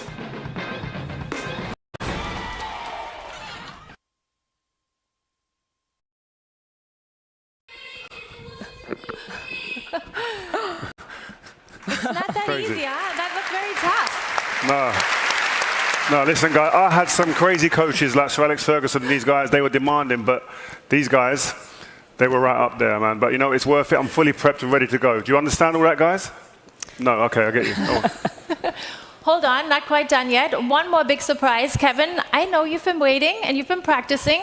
Now is your big moment. No, this is a really big moment for me, Heidi. Warming up backstage is what I was prioritizing. Michael Buffer, I want you to beat your heart out, okay? This is it. Are you ready? All right. A national hero who redefined the game. He played a winner of 4 Stanley Cups, hockey's ultimate prize. He's also known simply as the Great One. Ladies and gentlemen, Wayne Gretzky. Woo! Wow. Woo! Hello. Wow. Nice to see you. Iconic. A New York Yankees legend who is already one of his sports all-time greats, crowned American League MVP once again in 2025 and captain of Team USA in 2026 World Baseball Classic. The extraordinary Aaron Judge. Hello.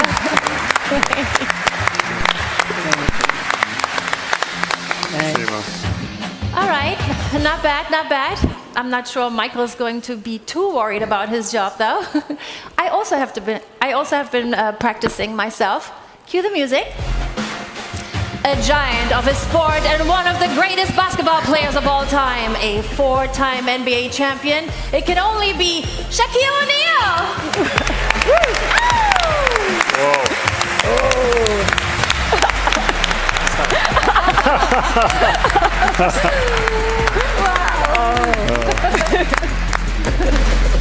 And a true icon of the NFL and one of the most celebrated sports stars of his generation, a 7-time Super Bowl champion, the legendary Tom Brady. Wow, guys, where did this come from? This is a ridiculous setup, man. Wow, icons everywhere. Well, thanks, Rio. Heidi, listen, by the way, saying thank you to me is just a big deal. It's the nicest thing anybody said to me all day. I appreciate it. Okay, guys, you've done a great job so far. So, Kevin, Heidi, thank you so much. But thank you. We'll take it from here. Thank you. Thank you, everybody. Thank you. Good luck, guys. Okay. Wayne, as a Canadian, I mean, how much are you looking forward to just seeing your team play now in this World Cup coming up? Yeah, we're so excited about it. Soccer is growing so big in Canada right now. We're very proud of our team, and we're looking forward to a great tournament. Great. Hey, Aaron, I hear you are a huge football fan. So who do you have your eye on for this tournament? Wow, just a lot of great teams out there.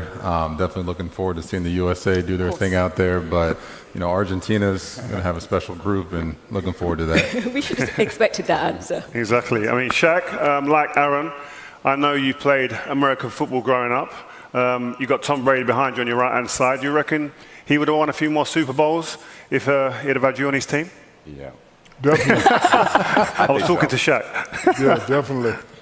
You know what they call me in the soccer world? Oh. David Blackham. Okay, ladies and gentlemen, this is going to be a fun draw, I can tell you that now. Tom, great to have you with us. Now, I know you're very familiar with football, but we're going to talk about the one with the round ball. Look, can you just tell us how big a deal this is going to be for North America?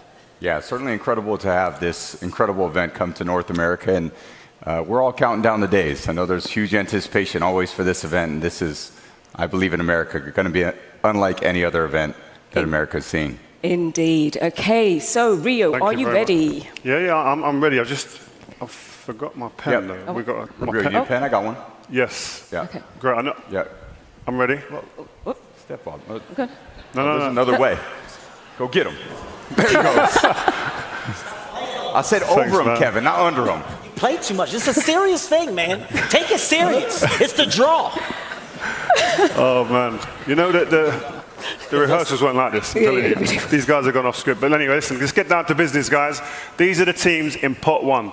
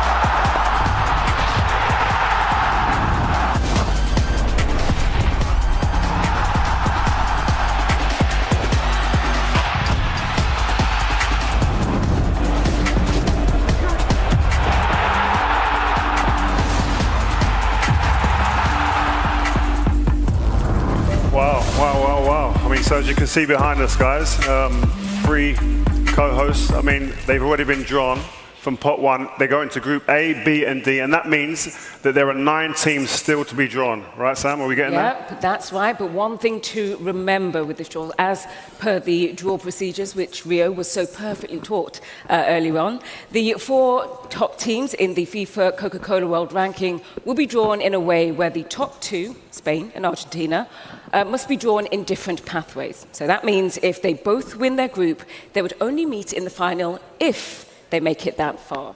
Now, the 3rd and 4th place teams, France and England, also need to be drawn in opposite pathways so that if they win their group, they would only meet the top 2 ranked teams in the semi-finals. This is only on the basis that all 4 teams win their group and get that far. Okay, so if England win their group, they could only meet Spain or Argentina in the semi-finals. Yeah, that's correct. But remember, only if all win their groups. Oh, so okay, it's like the NBA playoff bracket, right, Shaq?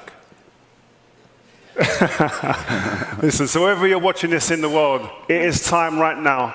The FIFA World Cup 2026 technical draw powered by Aramco. Tom, it's your turn, man. Let's go. Ready? Yep, out of pot 1, we're starting.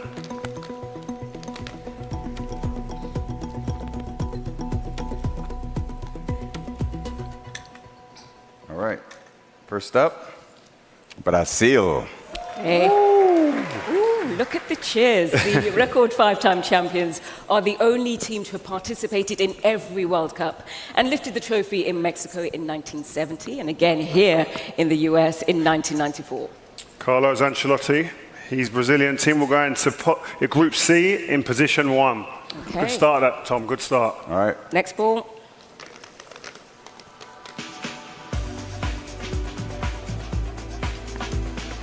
Seemed easier in rehearsal. Okay. Next up, Germany. Ooh.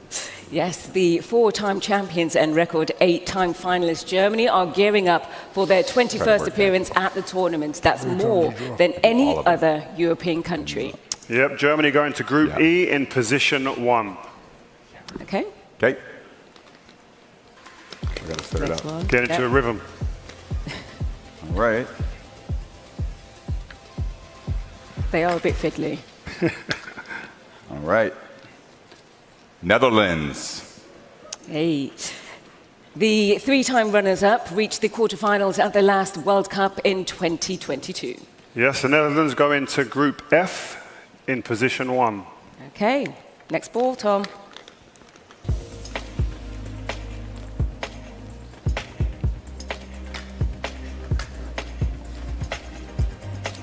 Belgium. The Red Devils have twice reached the semi-finals. They were 3rd in 2018 and 4th at Mexico 86. Yep, Belgium go into Group G in position 1. Okay. And again.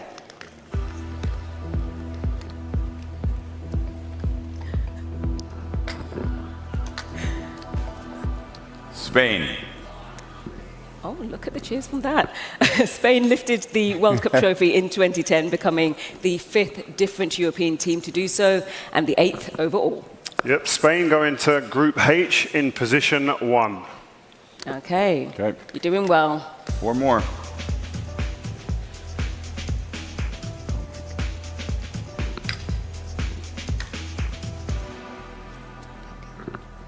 Argentina.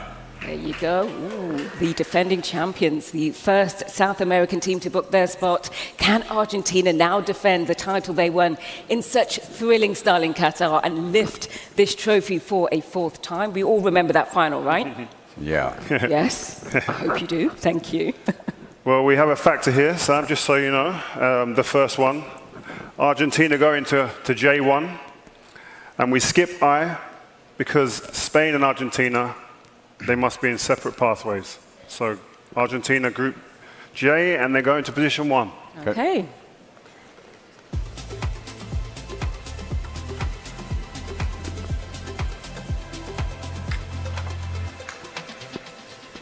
France. At the last 7 World Cups, France have reached the final 4 times, winning twice in 1998 and 2018. We go back to Group I, where France will be in position 1. Almost there, Tom. Okay. 2 more to go.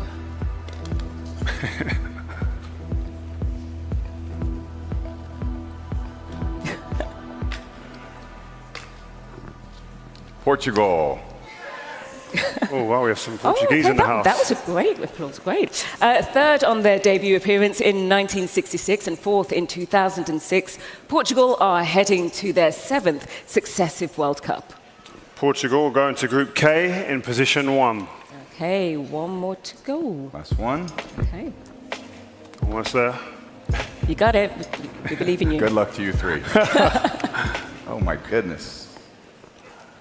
Yep. Rio. Yes. England. I was wondering where we were going to be out.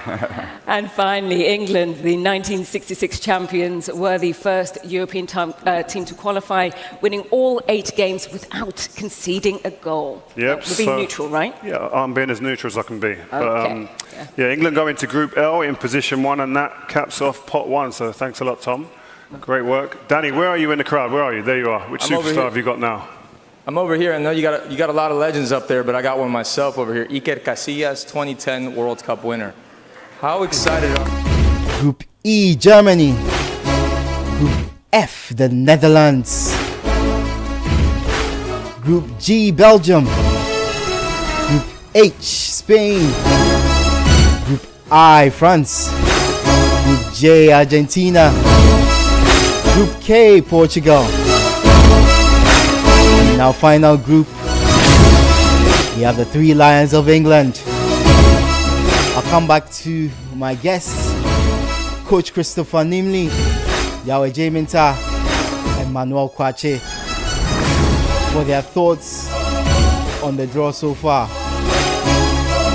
So, guys, we're back in Accra, but we are monitoring things in the Kennedy Center in the United States. Currently, we have our pot 1 teams already grouped. We are waiting for pot 2, and that's where it gets interesting. Yeah, man. Look, to be very honest, as we speak now, those in pot 1, at least for now, they know where they are. Yeah.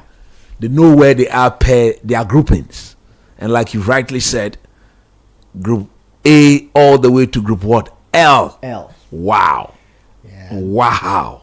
That's what 48 Team World Cup gives you. This is the advantage of being in the top pot or in pot 1. You see, they have been. The idea is that they are the strongest footballing nation as we speak, as of today.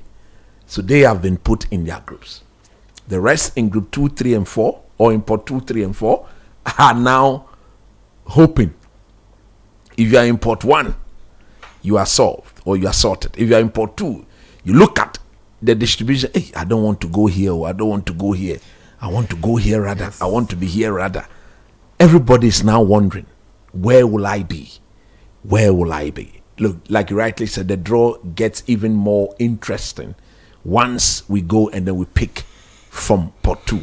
And like you rightly said, so the teams in pot 2. Let's go through the teams in pot 2. We have Croatia, we have Morocco, we have Colombia, we have Uruguay, we have Switzerland, Japan, Senegal, Iran, South Korea, Ecuador, Austria, and Australia.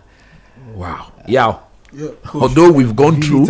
Yeah. But actually, even I want to make adjustment to my picks because there you go again. My picks, I will go in for. I initially picked Qatar and Australia and Ghana and Canada, but Australia and Qatar are in the same confederation, so they can't meet. That's the Asia Confederation, and so I'll adjust it to Iran and Panama.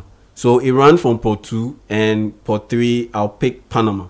So for me, it will be Canada, Iran, Panama, and Ghana. Yes, that's how I will do it. So pot 2 draw is taking place. So we are getting our first country from pot 2, South Korea. Yes. And now we determine which group they would be placed in. To be fair, I think the most interesting part comes after pot 3 is done, and then now we have to choose which group we'd most likely want Ghana not to end up in. Mexico and Korea in Group A. We've That's- seen South Korea join Mexico, the host Mexico, in Group A. And as the draw goes on, I want you to tell me whether Ghana would be perfect for each of those groups once we see more teams apply for it. So, your thoughts on this one? So far, I don't want to go in Group A. I've said it. I don't want to play any of the host nation. I don't want to play any of, because it's looking likely that if you are the Group D team will play the host nation in the first game. Okay, so we have our second team in Group B, Switzerland. They join host Canada in Group B. So we have Group A completed, Mexico and South Korea, 2 teams already. In Group B, we have Canada and Switzerland. Now we are looking for Group C. So guys, Morocco joins to be Brazil. fair, The first African team. Yeah, I think I heard someone making the point that because of there are 3 host nations, that's why Morocco ended up in Group. Port 2. Yeah, that's what I said. But how good on Yes, the performance, they'd probably be in Port A. So to see where they've ended up is interesting. So it's Morocco, Brazil in Group C That's for the World that's Cup, a proper which is that's a proper massive- That's a proper football game. That's a proper test. That's a proper football game. Wow. Do we see Morocco making it? No, out? I mean, with, yeah, with the teams that are left and with them if picking there's that up. another strong group that gets drawn into that group, that's another strong team that gets drawn into that Australia. group, then that would mean they are looking at a potential group of death, because Brazil and Morocco, yes, already they check the box for tough teams. So if there's another tough team that's added to that group, then we already have a group of death. We have our second team of Group D. I'm liking Group Australia. D. Australia joins USA. I'm liking Group D. We get our revenge back and then easy Australia. I think. Remember that we played Australia in the 2010 World Cup. We 2010 beat World Cup, Australia by 1-0. So we have prize with Australia, who have been placed in Group D. I with think we the drew United with them. States. We drew with Serbia. We drew with Australia. It was Ecuador. 1-0. So Ecuador joined Germany in Group E for the FIFA World Cup. So the group so far, Mexico and South Korea in Group A. Group B, we have Canada and Switzerland. Group C, Brazil and Morocco. Group D, we have the United States and Australia. In Group E, we have Germany and Ecuador. So some big matches already set up for. Nice. I think it's also interesting to note where the African teams falls, because then we automatically know that we can't be placed in that group. Exactly. So limit our options. So as it and in stands, Port we 3, can't go in groups. We can't go in we can't go Group in groups. Yeah, we can't go in Group C. There are lots of African teams in Port 3 too. So I think once that started out, also by elimination, we also know that there are only where Ghana can fit in Japan in terms of the draw. In Group F, we have Netherlands versus Japan. Netherlands, of course, very well respected as a footballing nation, but they often struggle at World Cups. We have Iran taking their place in Group G alongside Belgium. So another possible group Ghana could end up in.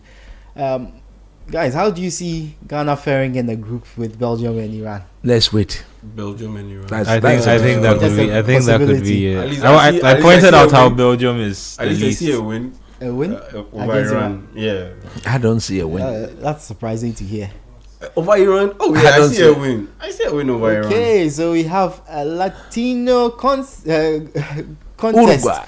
between Spain and Uruguay in Group H. Spain, of course, massive nation, 2010 World Cup winners. That's also now a group to avoid. Yes. You don't want to be in that. I do not. You don't want to be in that group. I do not need That's to. a group everyone wants to avoid.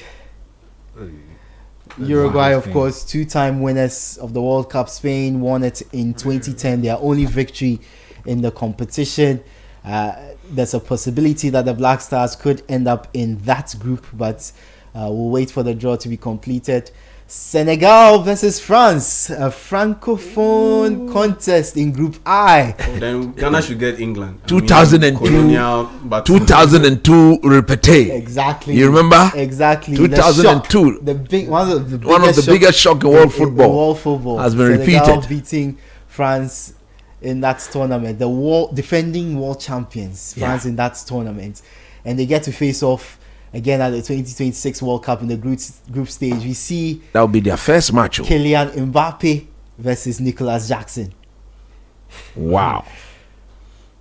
Sadio Mane versus Ousmane Dembele. Austria are in Group J alongside the defending champions Argentina. We're getting some really interesting groups. To be fair, if England get either Colombia or Croatia, it would be a repeat from the from Russia when they beat Colombia in I think the round of 16, but they lost to Croatia in the semi-final. So, well, Portugal and England praying, I'm sure, to avoid definitely get Colombia. So Colombia will be in Group K with Portugal. Cristiano Ronaldo's Portugal, one last chance, one last dance. And obviously, I think Croatia will go into the England. Yes, we are going to see Croatia versus England, a repeat of the World Cup semi-final in Russia. 2018. So Portugal facing Colombia. So now looking at the last 4 groups, obviously we can't be in the France group. I do not want to be in either England, Portugal. Although we look in England and Croatia. We can't be in the Brazil group. Yeah, we can't be in the Brazil and Argentina group. Sorry, the Brazil and the France group. Yeah, France are playing with Senegal. So an update of the groups and of course where Ghana can be placed. Group A, we have Mexico and South Korea. Ghana can definitely go into that As it group. stands, just Group A and G are looking the sweet spots right now. If we can find a way to get there and then work our way out to the group and then see what happens. But like we said, it's a World Cup. Like we can't keep expecting the easiest run till we get to the final. Exactly. And so we have to play good teams. So but I'm just worried about our likelihood of going through if we are placed in a group with 2 top teams who already will think that they should qualify. Does that make sense? And looking at England, Croatia, that's definitely one of them. Portugal, Colombia. That's already a tough group. Yeah, exactly. Argentina, Austria could be dark horses. But I don't think they are a dangerous team. Yeah, and I don't think you want to be in a group with the defending champions, at least to begin with. So. Okay, so a reminder, we have our group set and we'll be bringing you that in a bit, but we are moving on to pot 3, which will make things even more interesting, and I'll bring you a list of the teams that are in pot 3 right now. In pot 3 we have Norway, Erling Haaland's Norway, and also Martin Odegaard. So very tough opponents given how they qualified. They were unbeaten in the qualifying stages and thrashed Italy away from home. So very difficult team to face. Panama also in pot 3. We have Egypt, who have been dominant in the African scene. Edwin, I think after this group we can look at them and predict where the Black Stars. Yeah, that's what I'm saying. So because of how many African teams are in this particular group. So we continue. Algeria, another African team. Scotland, Paraguay, Tunisia, Cote d'Ivoire, the African champions. Uzbekistan, Qatar, Saudi Arabia, and of course there South are 5 African teams in this draw. And there are already 2 groups that we can go. So by the end of this, 7 groups are already out of the way for Ghana. So we might find out which group Ghana is in after this round of the draw. So we are looking at pot 3. So far we have a number of decent matchups coming up in the World Cup.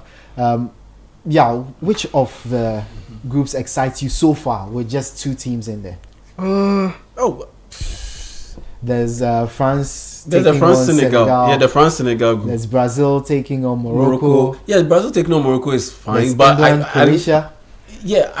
I like the France Senegal better than the Brazil Morocco because of all the things that's connected to football and then some. So because of the football quality, yes, I like it.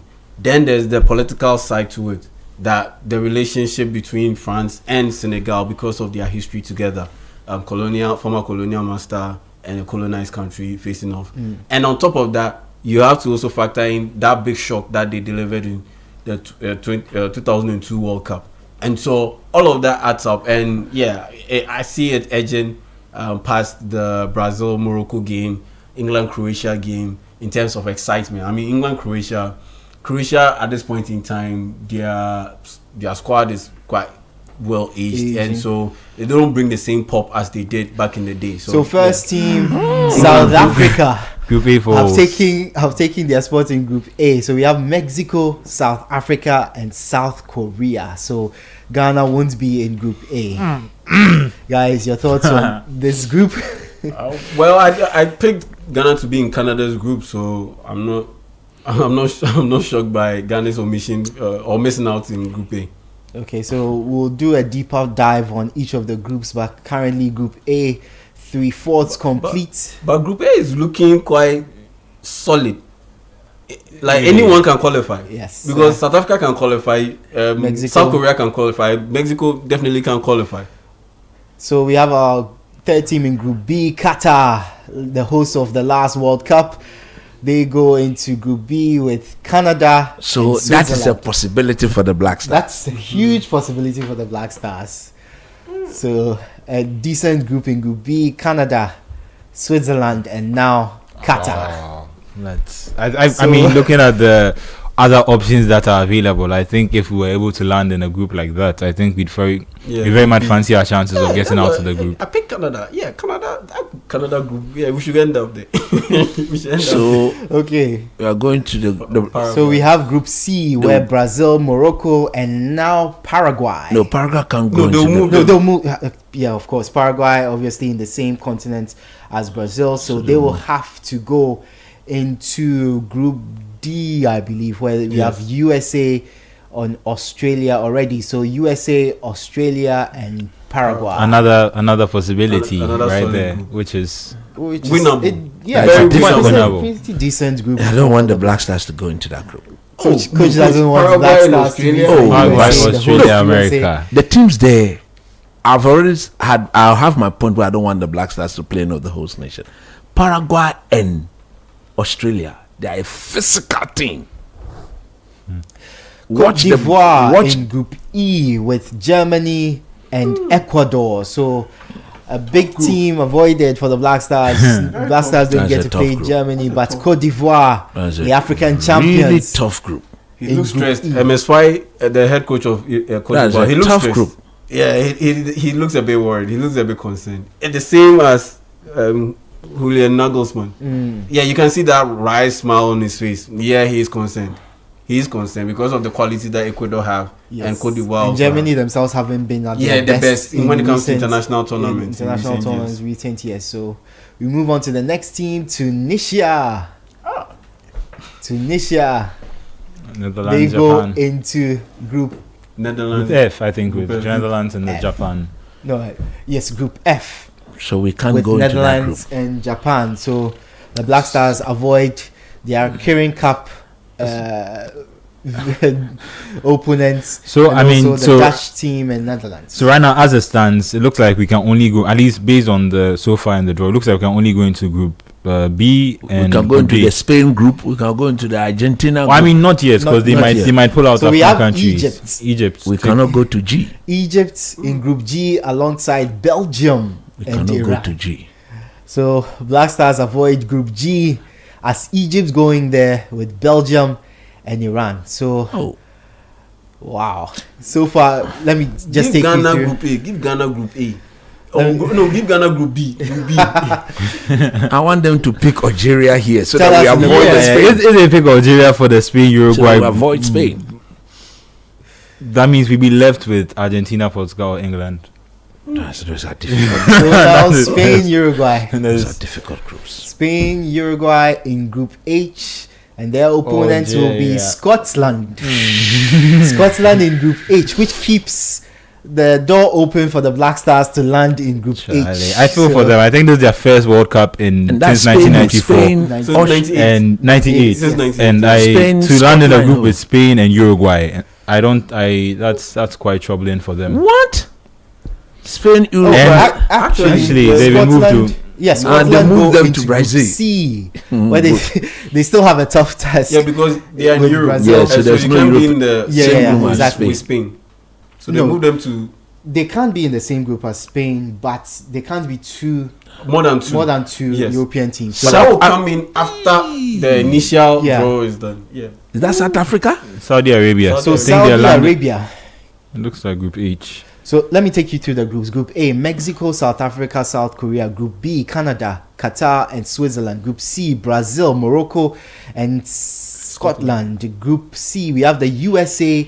We have, I'll bring you that in a bit. We have the USA, we have Paraguay, and we have Australia. In Group E, we have Germany, Cote d'Ivoire, and Ecuador. Group F, we have Netherlands, Japan, and Tunisia. Group G, we have Belgium, Egypt, and Iran. Group H, we have Spain, Saudi Arabia, and Uruguay. Okay, so now we can meet Argentina. We have Group I, we have France, Senegal. No, take them to the Argentina group. In Group J, it looks like I think Algeria have been Algeria have been picked. So now it looks like they'll they'll be put in the Argentina We group. group to Group J, where So we avoid Argentina, Algeria, and Austria are there. Triple A. So as it stands now, I think Ghana can either be in Group B, D, K, or L. Group B, D, K, or L. But there's also Group H. Uzbekistan have been picked, and they go to the Portugal group. We'll see which group they end up in, but it's Uzbekistan who have been picked, and they might end up in Group K or Group I, depending on where things go. So they end up in Group K with Portugal and Colombia. So Portugal, Uzbekistan, and Colombia. Definitely Uzbekistan, the whipping boys. An easy in quotes team for Cristiano Ronaldo and Portugal to get past. That's one country to worry about less. Yeah, because Colombia will give them fits. Colombia will give them troubles. So Panama from the CONCACAF region. So obviously there are Group L. Two groups they could end up in. There's Group L and then there's Group I. So we are waiting for where Panama will end up. They end up in Group IL rather, with that's where Ghana should England, Croatia, of course Panama joining those two countries. So we have three teams and almost all but That one should be Egypt. All but one Norway. group. I think Norway should be ending up in Group I. Norway end up in Group I with France and Senegal. That is an insane group. The man is worried about Haaland. Didier Deschamps smiling because obviously a massive group. We have France, Senegal. That's a big group. And Norway. If they end up getting... That's already group of death. Yeah, so far, yes. If they end up drawing another tough team, that will pass off for group of death. But to be fair to France, they have made back-to-back finals. I don't think they should be worried about the group stage. As challenging as it seems it may be for them, I think that they should be able to get out. Against Senegal and Norway, they are very tough. I mean, very tough. I mean, so so now okay. So now, Group B. I think, so let's look at our possibility. We could go in Group what? B. We could go in Group D. B. We could go. Can we go in Group C? Yeah, we can go in Group B, Group D. Group D, Group B, Group D. Group B, Group D. Group L. Group H and L. H and L. Group B, Group D, Group H, Group K, Group K and L. Group K and Group L. So we have 5 possibilities. Group B has Canada, Qatar, and Switzerland. Group D has USA, Paraguay, and Australia. Group H has Spain, Saudi Arabia, and Uruguay. Group K has Portugal, Uzbekistan, and Colombia. And Group L has England, Croatia, and Paraguay. Panama. Yeah, so Group B will work. I mean, Ghana, Canada, Qatar, Switzerland. Group B would be the much preferred choice. Yeah, but Group B. on probability, a 20% chance. I'm not sure if we might dare our opponents. But I think if we're able to get in Group B, we might even be able to think about topping the group. Yeah, wow, that's how confident you are. Switzerland, they are beatable. Which is, and I'm very confident that Ghana easily beats. I wouldn't say easily, but Ghana beats Canada. And then there is what?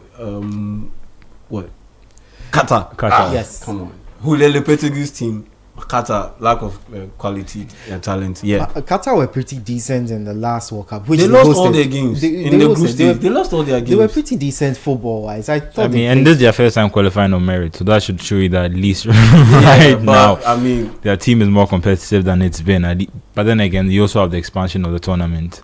Yeah, but I think they won the Asian Cup not too long ago, Yes, maybe within the last 5 years. So I think that was before the 2022 World Cup. Yeah, so pretty decent thing that we could look out for. But we are moving to pot 4, which of course is the pot that Ghana unfortunately find themselves in. So let me give you the other teams in the group. We have Jordan, we have Cape Verde, we have of course Ghana, the Black Stars, we have Curacao, we have Haiti, we have New Zealand, we have the 4 qualifiers from UEFA's playoffs, and then we have the 2 intercontinental playoff teams. So there you have it. Pot 4: Jordan, Cape Verde, Ghana, Curacao, Haiti, New Zealand. The 4 playoff qualifiers from Europe, and then the 2 intercontinental playoff teams. So we have 3 of the 4 teams in each group so far. And here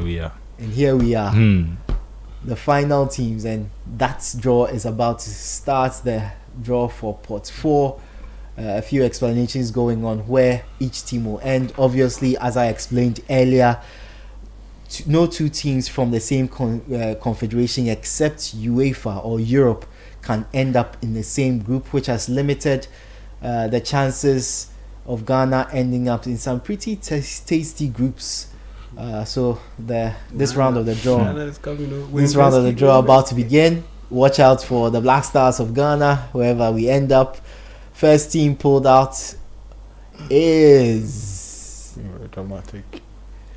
Okay, so we have one of the teams from UEFA's playoffs: Denmark, North Macedonia, Czech Republic, and the Republic of Ireland. So one of the UEFA qualifiers will end up in Group I think we should have right? also looked out for the teams that already have 2 European nations already. Yes. Because that would...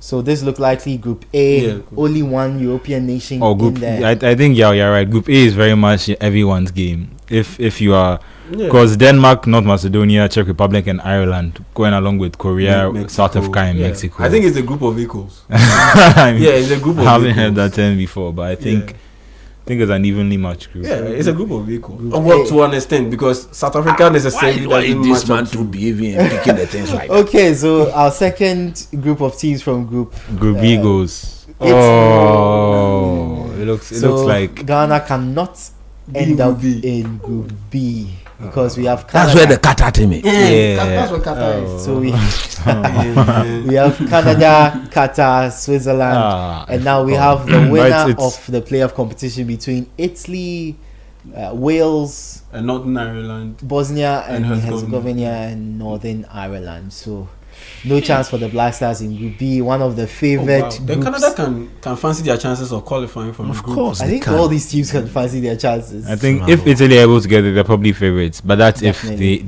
they went at the last edition and they haven't been playing quite well. Haiti have been drawn in. So Whipping Haiti boys.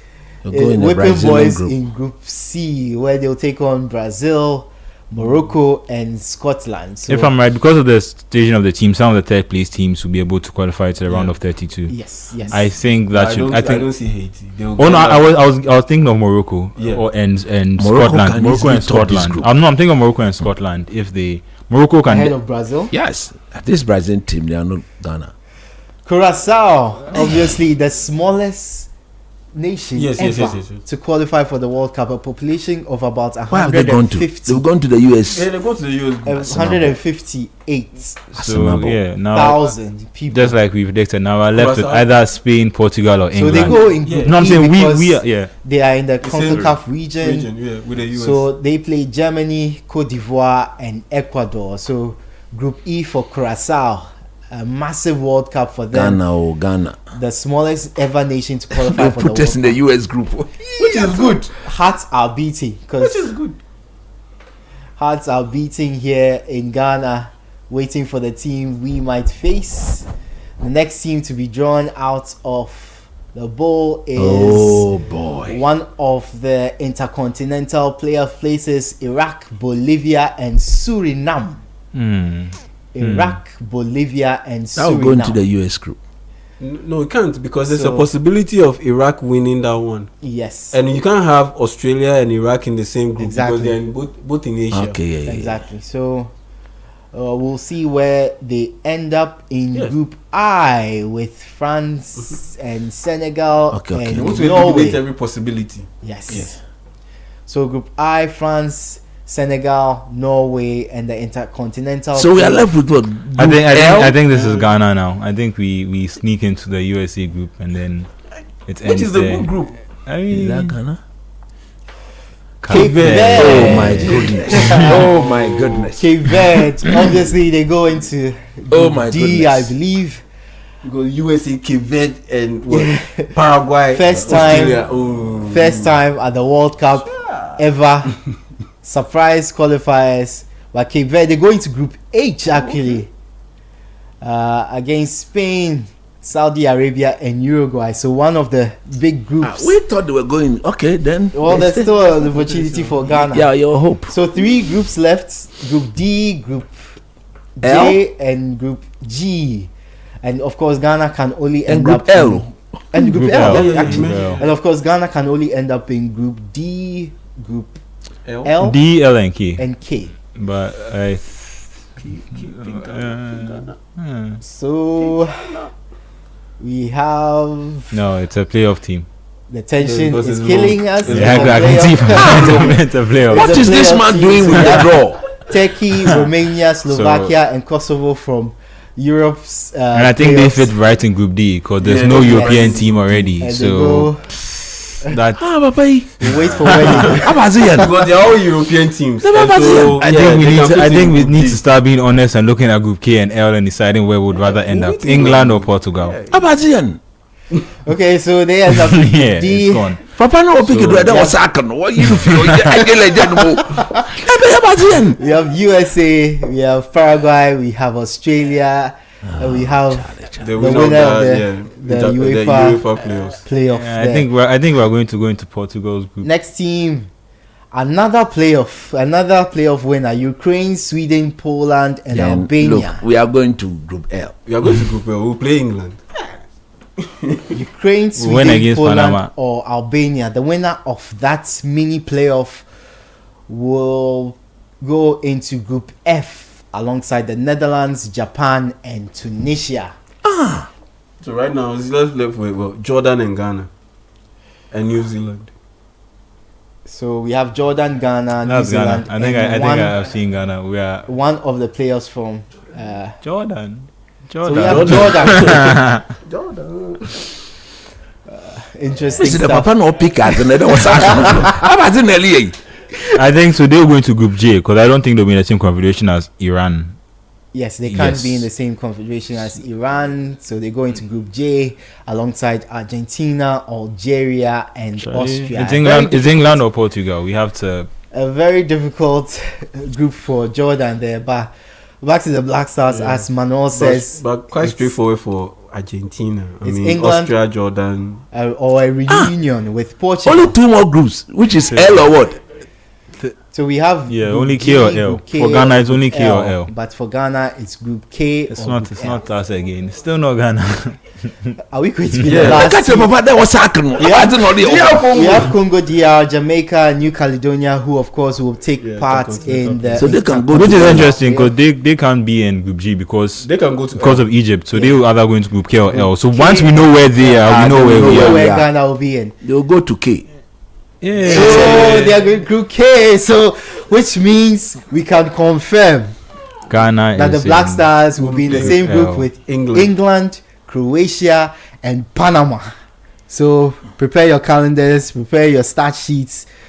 Oh, but we could end up in Group G. I mean, I think this is interesting G for. has Group G has Egypt. So okay, we yes, can't we are end up, definitely so- going to Group L. We are definitely going to Group L: England, Croatia, and Panama. So That's a I'm not a superstitious man, but I think this is interesting for coach's theory of This is not Ghana. So the Ghana- finalists coming from our group or the winner coming from our out group. of the If- ball, finally represented by C. Randy Abe, Otuado. Otuado as well. and young kid, you know. Oh yeah, and Prosper Ronaldo as well, and Ronaldo. Yeah. We know which group you're going to go in. Thomas Tuchel. England's Thomas Tuchel. Croatia featuring Luka, Modric, Josko Vardio. But we should qualify from this group. Croatia, I think, and Panama. Croatia. This is we'll get to your thoughts in a bit. They've always been a good team at major tournament, and don't overlook them. They are a footballing nation. They will normally come with the unknown players, but they will have their say. I mean, fair, but if you look at the group and the strength of the group, you can't trust our team, because in our last 2-3 tournaments we've been shambolic, very very shambolic. So if you are going to be playing against Croatia, our first game is likely to be against. No, it will come tomorrow. Later, it will come later. Come tomorrow. So I think that's also interesting. If we start against Panama, I mean, I don't. Oh baby, he's a World Cup legend. He's a World Cup legend. So he's the highest goal-scoring African player at the World Cup. Transit. Okay, so Asamoah Gyan being interviewed ahead of the World Cup. After the World Cup draw, which has seen Ghana being drawn into Group L alongside England, Croatia, and Panama. So we'll go through the groups. I got two of my prediction right. I said England, Panama. So I was afraid of Croatia, though. I didn't want us to meet Croatia. We'll get the thoughts of my guests on the group. So far, another thing that I was concerned about: where would the teams be based? That one too will come when? It come tomorrow. Come tomorrow. By all means, England will go to America. So we are in America. Okay, so we've got the full list of the groups for next year's World Cup. I'll go through them. Group A: Mexico, South Africa, South Korea, and the winner of playoff D in Europe. In Group B, Canada, the winner of playoff A, Qatar, Switzerland. In Group C, Brazil, Morocco, Haiti, Scotland. In Group D, USA, Paraguay, Australia, the winner of playoff C. In Group E, Germany, Curacao, Cote d'Ivoire, Ecuador. In Group F, Netherlands, Japan, the winner of playoff B. And Tunisia. In Group G, we have Belgium, Egypt, Iran, New Zealand. In Group H, Spain, Cape Verde, Saudi Arabia, and Uruguay. In Group I, France, Senegal, the winner of playoff 2, and Norway. In Group J, Argentina, Algeria, Australia, and Jordan. In Group K, Portugal, the winner of playoff 1, Uzbekistan, and Colombia. And in Group L, England, Croatia, Ghana, and Panama. So, Manuel, what do you think? Wow. Can the Black Stars make it out of this group? I think so. I think we can definitely make it out of this group. I think if we go there and compete, we definitely have a chance to make it out of this group. I think it's also interesting to note that the fact that we're in Group L means that in terms of match days, we'll be on the final, like we were playing last. So even if it gets to a point where we need to qualify to the round of 32, we'll be playing on the final, like on the final match day before the final stretch of games. Yes. So I think they should be able to make it out of this group. The England test will be interesting because I think England are coming into this tournament with a different mindset. They are looking to win it. So in our game against them, I think it will be interesting to test where our level is against the best of the best in the competition. Croatia, like Coach said, they have a good record when it comes to international tournaments. They've been World Cup finalists not too long ago, just in the past 2 editions. So I think that they can also pose an interesting challenge for Ghana. But like you said, I think they are at a different stretch of their generation. I think this generation is I wouldn't say it's a golden, but they had a golden generation. I think that most of the people in the golden generation are now too old to be in this team. So Rakitic is out, Modric is out, Brozovic is somewhere. Is out. He's still pulling the string. He might make it in there. Or he will make it there, but it's different from Ronaldo, but it's I don't think he's the Modric that we know from the 2018 World Cup. Well, and I don't think he's been superb for AC Milan. I love the Italian league. I love the Italian league. But all I will say is that it matches his pace. The pace of the game matches where he is. boss in the midfield of Modric and the other guy. What is the name of that guy? Kovacic. Not even Kovacic. Brozovic. They have a very, very formidable team. Their team is very, very dangerous. Yeah, because, you see, they have a very good goalkeeper. Don't forget, their goalkeeper, very solid. You remember the guy?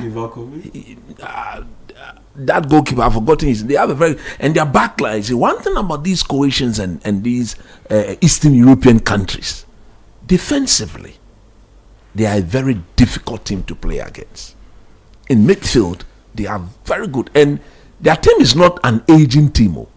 They've now created a balance between the aging guys and the youthful guys. So when you look at their qualification, they did very, very well. Yes. They did very well in their qualification group. They actually enjoyed an unbeaten campaign on the way to the World Cup. But the European qualifiers, no, but pretty much you would have said the same thing. We would have said the same thing about the African qualifiers. Now, the Africa qualifiers too is a mole qualifier. I'm about to say, if you had gotten Antula, it's mole. Yeah, no, it's mole. Wait. Burkina Faso, look at the number of points they accumulated. Look at Niger, even Niger, the number of points they accumulated. Madagascar and Co. If you put them in Europe, they will be playing for the playoffs. You see, they will be playing for the playoffs. They are playing against Kosovo and Liechtenstein. Who are the teams? It's ifs and buts. It is a but we can see quality when we see it, and we see competition. I think you also need to point out population. Most of the European games that we term as mole games are better than some of the games we term as quality on the continent. In terms of aesthetics, in terms of the infrastructure and the pitches and all, but in terms of the quality of the game and the competitiveness, no. You could if say you that pull the African draw, just as if you compare to the European draw, most of our games, look at the Black Stars in Group A that we find out, we should be qualifying from that group. Yes, but I'm saying that the countries that didn't qualify, for instance, Madagascar were in our group. If you put Madagascar against Kosovo and Liechtenstein, Madagascar will beat those countries. You see, it's and will be in a position to be qualified via the playoffs. You might be saying this because the quality between England and maybe a Kosovo is so large. Yeah, so but if you bring them, they will match up. Exactly. Yes, and that's what I'm saying. And that even makes my point. When you strike the average, the level of quality and competition on the African continent is higher than Europe. No, I don't think so. The only reason why the European scene gets a higher rank is because the ones who are so good are so good and better than the African countries. I think it's a point you're making. That's where there's a difference. But let's not go get it confused. Yeah. When you strike the average, the level of competition in the African qualifiers, it is higher than Europe. Because they are more evenly matched, but that does not necessarily make them better. It's not true. Because they are more evenly matched, and therefore it's more competitive between more of the teams. Which one? The African? The African team is more evenly matched, and there's a bigger disparity between the international teams and the average. But the average is what I'm saying. Is the average? Everyone here is 2, and over here someone is 10 and someone is 1. Obviously, if you do an average of the teams in Africa, maybe you might get Portugal beats Albania 9-0. Are you telling me that Burkina Faso can beat Albania by 5? But that's not how it works. No, I'm saying that when you strike the average, look at the number of the teams that competed on the African continent, the qualifiers. Then look at the teams that played in the European qualifiers. Look at the quality of games they played. Like, you can't compare the two. The African qualifiers, on the average, is more difficult than the European qualifiers, especially when you even factor in the other issues, the other factors, the heat and all of those things. It's way more difficult. But everyone has their situation. Some people have extreme cold. You see, we have extreme heat. I disagree with you 100%. I think you play against Kosovo, Manuel. That is where Kosovo finds themselves. And you're not even including population. These are some of these countries are about 100. Croatia played against Faroe Islands, Gibraltar, what, Montenegro, and you're telling me that what they went unbeaten, and so it's a big deal. It's a big deal. Those were the only no, but Croatia has a better pedigree in world football than the Black Stars. It's true. So what point are you making? I am saying that the European qualifiers compared to the African qualifiers, the European qualifiers is easy. You see, it's easy because we are playing against Faroe Islands, Gibraltar. Let's put Adabraka 11. Adabraka 11 will go against Gibraltar. Ghana, Adabraka 11. We will beat Gibraltar. It's not true. It's not true. Nobody's arguing. You've made your point. Let us make our point. That's fine. The point I'm making is that if you look at the Black Stars group, it's a very, very difficult group. Yes. It's extremely difficult. Pull how Panama qualify. Panama in recent times have been doing extremely well in their zone. They are in the same zone as America and those. Oh yeah, no fair. But Panama, this is their second World Cup, and if you saw how excited they were just to score a goal at the last tournament, you see, I think we should at least, no perspective wise, I think we should have the quality to at least beat Panama. I'm coming. It's not about Panama here. Okay. So fair. About Panama, just a quick start about them. This, as you said, is their second World Cup. That's in right. The maiden edition, they were grouped with England and Belgium. That's right. Yeah. And Belgium, both of whom went to the semi-final. That's right. Yeah. Yes. So And the other a very difficult group anyway. It's a very difficult group anyway. No one expected As them we to qualify speak, from that. as we speak now, the Black Stars is the last ranked team in that group. True of us. True. We are ranked lower than Panama. Of course, Yes, yes. because They were in of where pot we three. end up. Yeah, because of where the They were configuration in we are pot three. playing. That's fine, Yes, yes. that's why. They were in pot three. Wow. So at the end of the day, you need to look at all these things and look at the group with a very clear, open eye. The England game I called for because of what we've gotten with Senegal and France. But is our team better than them? No. Our team is. If we don't stand up and match up to that game, we could be disgraced. Which game? The England game. England. Oh yeah, I mean. Now, if you go to the Croatia game, I think the Croatia game is the game that even determines whether we qualify to the next stage or not. And that is the most dangerous game of the group. The reason why I'm saying this, the current crop of Black Stars players in this technical team has not convinced anybody that in a major tournament they can stand up and be counted. Edwin, is what I'm saying not true? Oh, absolutely. You can count them. Until they go there to do it, you can count on them. So we are going to a tournament, the World Cup, in a very difficult group where we are hoping that our boys will go out there and make us proud. I really do want them to make us proud, because at the end of the day, we have to stand up. You remember I've always said that if you can put $13.67 million as a budget and say that is what we hope to go and make everything go well, then we are not going there to joke. It's not a matter of we going there to joke. We are going there and making sure we make an impact, and that impact is a non-negotiable impact, because some of us will not accept it, even though I admit that the group is a difficult group. If this Black Stars team show up and they are properly coached, we should be able to match up to the teams in our group.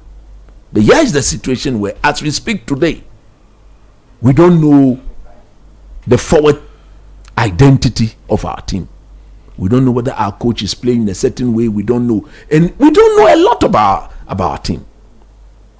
We don't know. I think from the technical bench to the playing body, this is the weakest team we are taking to the World Cup. If you compare it to our 2006, 2010, 2014 group that we took, this, in my view, is the weakest team we are taking to the World Cup. This, in my view, is the weakest team we are taking to the World Cup. So at the end of the day, we need to look at this group, and we need to attach every degree of seriousness to whatever is happening, so that we'll go out there and be counted. Anything apart from that will be unacceptable. So we've seen the draw, we've seen the teams that gone. The Black Stars will face at next year's World Cup. Now we want to hear from you. Join the conversation.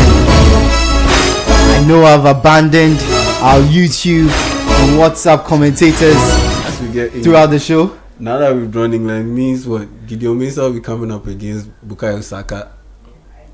Noni Madueke. Yeah, Noni Madueke. Yeah, if Cole Palmer ends up on that side. Jared Bowen. And we are coming up against one Look of the at best, Harry Kane in best the middle strikers of in history of football. Salisu ni Salisu pick. Salisu pick. One of the match for Champions League game. Harry Kane. Oh yeah, least mistake. Wash Yeah, but running Declan Rice against our midfield. But the thing is, it's clear the group of death is the group I.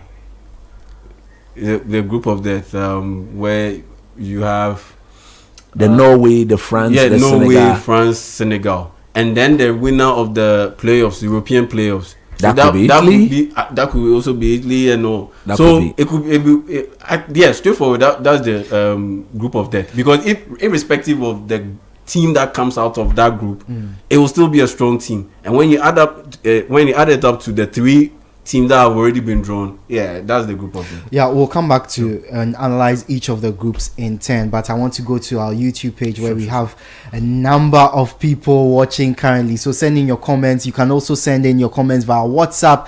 Our number is 054-9986-996. Send in your comments via WhatsApp. I'll make sure to get to them. But let's start from YouTube, where Samuel Sintim 127, he says God has really favored us with this group. He says Ghana will be fine and will qualify from this group with England.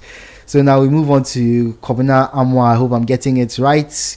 Yes, we'll move on from him to J Blockchain, who says Saka has 1 assist in the next 365 days. So already saying that Saka will assist against like you see, like Saka is not like a young. Okay, he has only one assist in the last 365 days, so it's not a big deal. Okay, we hear you. The last or in the next? In the last. In 65. But he didn't count the number of goals he scored in the last. He don't screw the message to don't screw the statistic. Yes, don't say it well. He has 1 assist, but how many goals has he scored in the last 360 something days? That is what you should be worried about. Actually, I would rather prefer that he hands over the goal scoring responsibility to somebody than he himself scoring. And he has Harry Kane. He doesn't need to. Okay, so we move on to Doris, who says Ghana will shock us all. So now Fletz Park says we can beat Panama. They haven't faced any African team yet. So we move on from that comment. So many of them, and I'll try and get to as many as I can. Kobina Amwa says Perisic versus Gideon Mensah. Oh no, it won't happen because Perisic plays on the other side. Even now he's a bench player. Yeah, he'll be going up against Aliou Seidu and co. But he says, imagine Saka versus Aliou Seidu. No, that too is also exactly not unlikely because Saka plays on the right side. Aliou Seidu plays unless Aliou Seidu is plays shoehorned in that side, because he did play on the left hand side against South Korea, I believe, in the current cup. He's versatile enough to play on the right side of a 3-man back line. He's versatile enough to play as a right full back and as a left full back. But likely it's going to be Gideon Mensah, unless maybe Derek Atakon steps up or one of our players coming up really steps up and dethrones Gideon Mensah from that spot. Okay, so more comments coming in. Haruna, he says, Coach, this is the best group Ghana can have. It's a difficult group. Okay, the best group. We sat here. The best group would have been the American group or the other group. The Mexico group. Yeah. Okay, Eddie OA says Otto Addo can't out coach Tuchel. Oh, that is factual. That one is true, but you can manage the situation. Can he out coach even the Croatian coach? I doubt.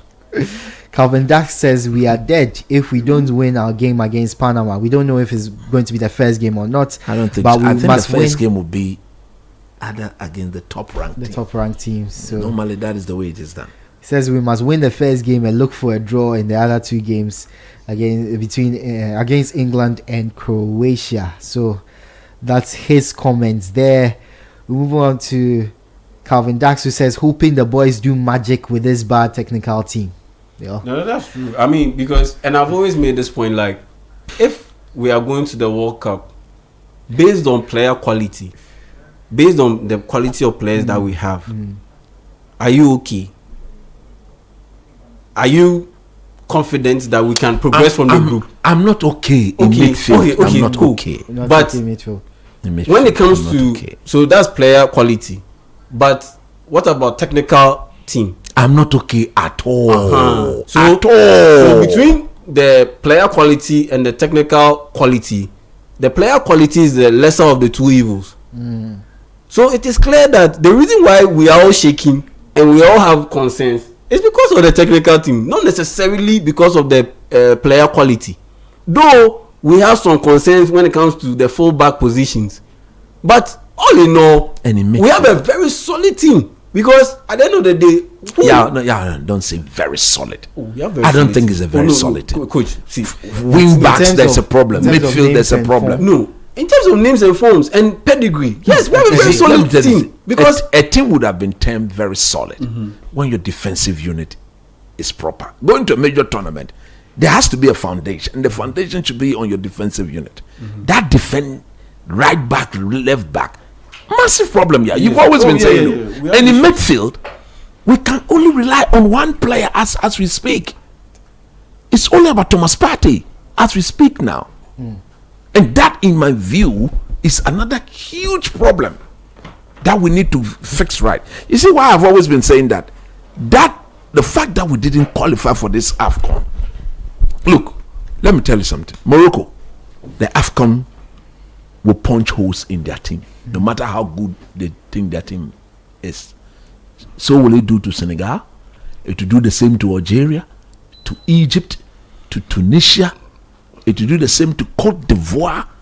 It will do the same to almost all the teams that will not be, or that are going to be at the AFCON, that have also qualified for the World Cup. To the World Cup. And then they will use that to patch up and fix. In our case, DR Congo, we all expect them to qualify from that playoff. All things being equal. They will meet the winner of New Caledonia and Jamaica. And that playoff will be played in March. So they are going to the AFCON now. If there are a bit more deficiency in their team, the coach will use the AFCON to fix it. And there are more players coming in to join the pool, who are from Belgium and France. They are coming because they are welcoming them. They are certifying their nationalization into becoming. And just to on that point, the fact that they are playing the AFCON means that, see the problem that we have, people are saying, oh, they are just coming in for the World Cup. They don't have that problem. You can bring that player, they go and play for the AFCON, and then you can say based on their performances at the AFCON, you then select the team. So Mavidi it creates it helps in a lot of different ways. Yeah, Steffi Mavidi, the teammate of Fatawi and Jordan. Yeah, he's coming to Congo. Yeah, he's coming to Congo. He's of Congolese descent. And there's also another player, I can't remember his name. He's also in talks to come in. They are bringing as many as 5 players. They are in talks with as many as 5 players. Yes, so to strengthen their team. Enriching their team. You see, but if you look at our team, we think that because somebody turns it back on us, we shouldn't call the person again. May I completely disagree with that thing. Look, we are not going there to play. Who cared about his patriotism? And one thing I'd like to add, if we do bring in those 2 players, especially the 2 key players, Eddie Nketiah and Callum Hudson-Odoi. No, me Eddie Nketiah, forget about him. For me, it's Rome Jaden Uso Drew, the goalkeeper for AZ Alkmaar. We need him. And potentially Callum Hudson-Odoi. Yeah, my point is, once they be motivated, they might be motivated to play against England. And they're down asset it. Exactly. It's asset. Look, chat. This is a chat at all. Chat NATO. Imagine Callum Hudson-Odoi getting shunned by England, playing for Ghana. Imagine the level of motivation. You see, so we should put look. I mean, they haven't been shunned by England. Just on that point. Been shunned by England. No, they haven't performed well enough to be called to guarantee themselves a place in that team. Agree. If he had scored 30 goals last season, he would be playing for England right now. He wouldn't have been called up. I mean, Callum Hudson-Odoi's performance last season. He hasn't been better than the wingers. He wasn't even considered. He's not better than the wingers they have. He's not better than the wingers they have. Put that Newcastle winger, what is the name? Anthony Gordon, and the ball is put into space. He and Ali Duseidu. Seidu they get raw speed. He will feel match. And now if you run, Seidu on tom. The point is that he's rash with the stack. We find ourselves in the group very difficult. But if we can put our acts together, I think we should be able to stand up and be counted. Look, I think England will top the group. I think they will top the group without a doubt. Now, our game against Croatia will determine whether we qualify to the next stage or not. To an extent. Yes. Because third place. Third place is a bit massageable. Because if you can end up having 3 points, you'll be one of the best third place. But 3 points, in my view, will not be enough.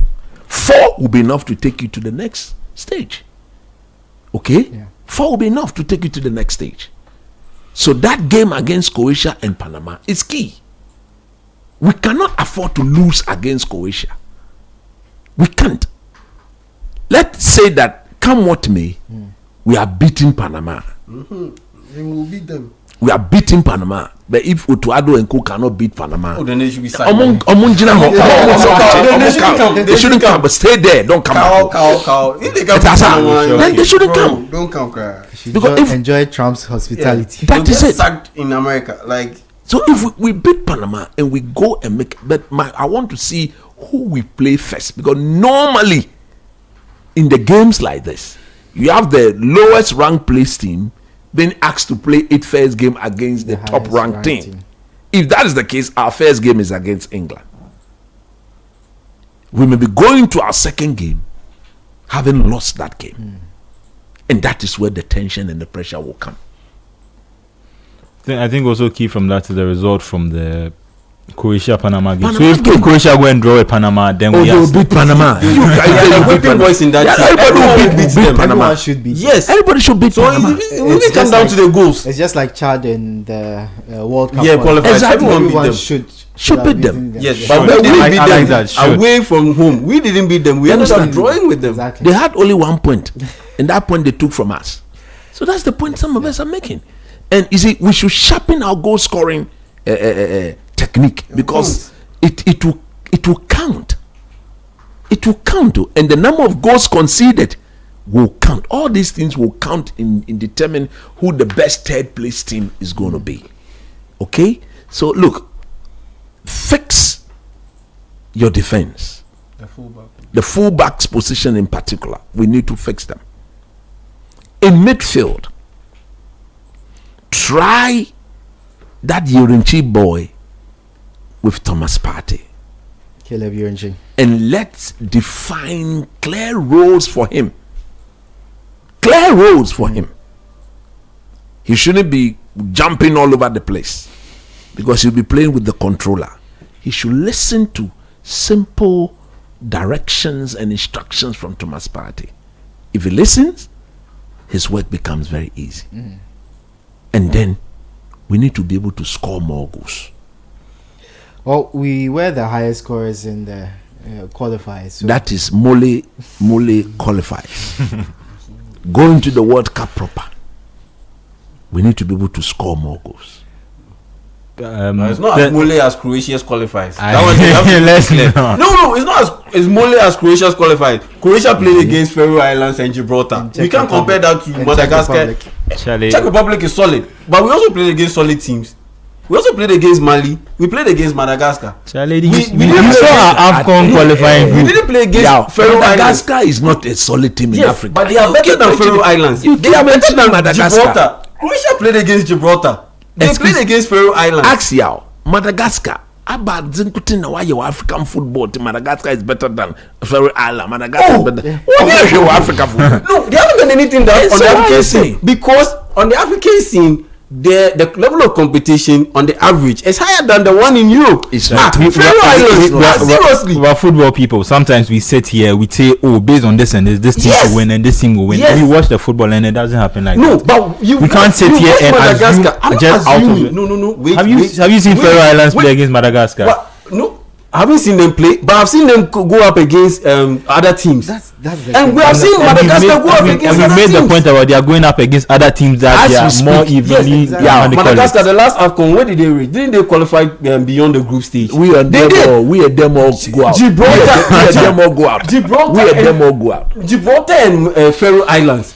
if you put Division 2 team, the team that beat Accra House of Oak in the MTN FA Cup, True Life Academy, they will spank Gibraltar and Faroe Islands. That is oversimplification. I'm not oversimplifying. It is based on the quality I have seen. I think the point is that coming said it. The Black Stars, as it stands today, is no better team than this Croatian team. It's arguable. Where is the Black Stars rank? No, let me go through the Don't forget. No. Let me go through the Croatian team. Stop looking on paper. But what am I going to base on? Wait. They haven't played each other. So what am I going to base on? Why are you basing it at all? Wait. Don't look at. Let's compare the two teams. I'm looking at the names. The fact of the matter is that you are so keen on this Black Stars team that have been overly shambolic in their last 3 tournaments. You are vouching for them. You have to be measured. This Croatian team, with the experience they've got and the exposure and the quality they've got in their team, look, you can look at their performances against. Look, they've always showed up against the big boys. Facts. In the last tournament, it took Argentina to knock them out. Yes. Facts. It took a Leo Messi Argentina to knock them out of the World Cup. That's 3 years away. That's 3 years ago. They've always been better than this our current Black Stars. 3 years ago. But have they not moved on? What are we doing? But speaking like that is on the premise. Just close your eyes. Forget about the name. Close your eyes. A team that has Iñaki Williams, the captain of Athletic Bilbao, a team that has Antoine Semenyo playing for AFC Bournemouth and scoring goals and doing well, even now though his form has dropped off a little. A team that has Thomas Partey in it, a team that has Mohamed Kudus in it. And you are telling me that it's not better than this Croatian team that has what? Aside Josko Vadio, he's the only top player in their team. Ivan Perisic is a good player, but he's not Ivan Perisic 5 years ago. Who is there? Pasalic of Atalanta. Why? Don't we all Pasalic of Atalanta? They will all play first level for the Black Stars. They will all come and play. They will all play first level in the Black Stars. Me, like, even that aside, even that speaking aside, is Edem Kai. Even that aside, if you ask me, a lot of other things go into it. They are better unit than that's the point I'm trying to make. Better group of players than our team. When we see our team play and we see the Croatian team play tactically, do we look as good as them? We don't. Do we have like a synchronized way we play? Do we even know, as of now that we are going to the World Cup, do we know for sure that this is our starting 11? Like, even this is our style. This is our style of play. Like, there are a lot of questions we have to ask ourselves, and sometimes we have to be really, really reflective and be honest about where we are as a national team at the moment. I don't think that player for player we have bad quality within our ranks. No, don't get me wrong.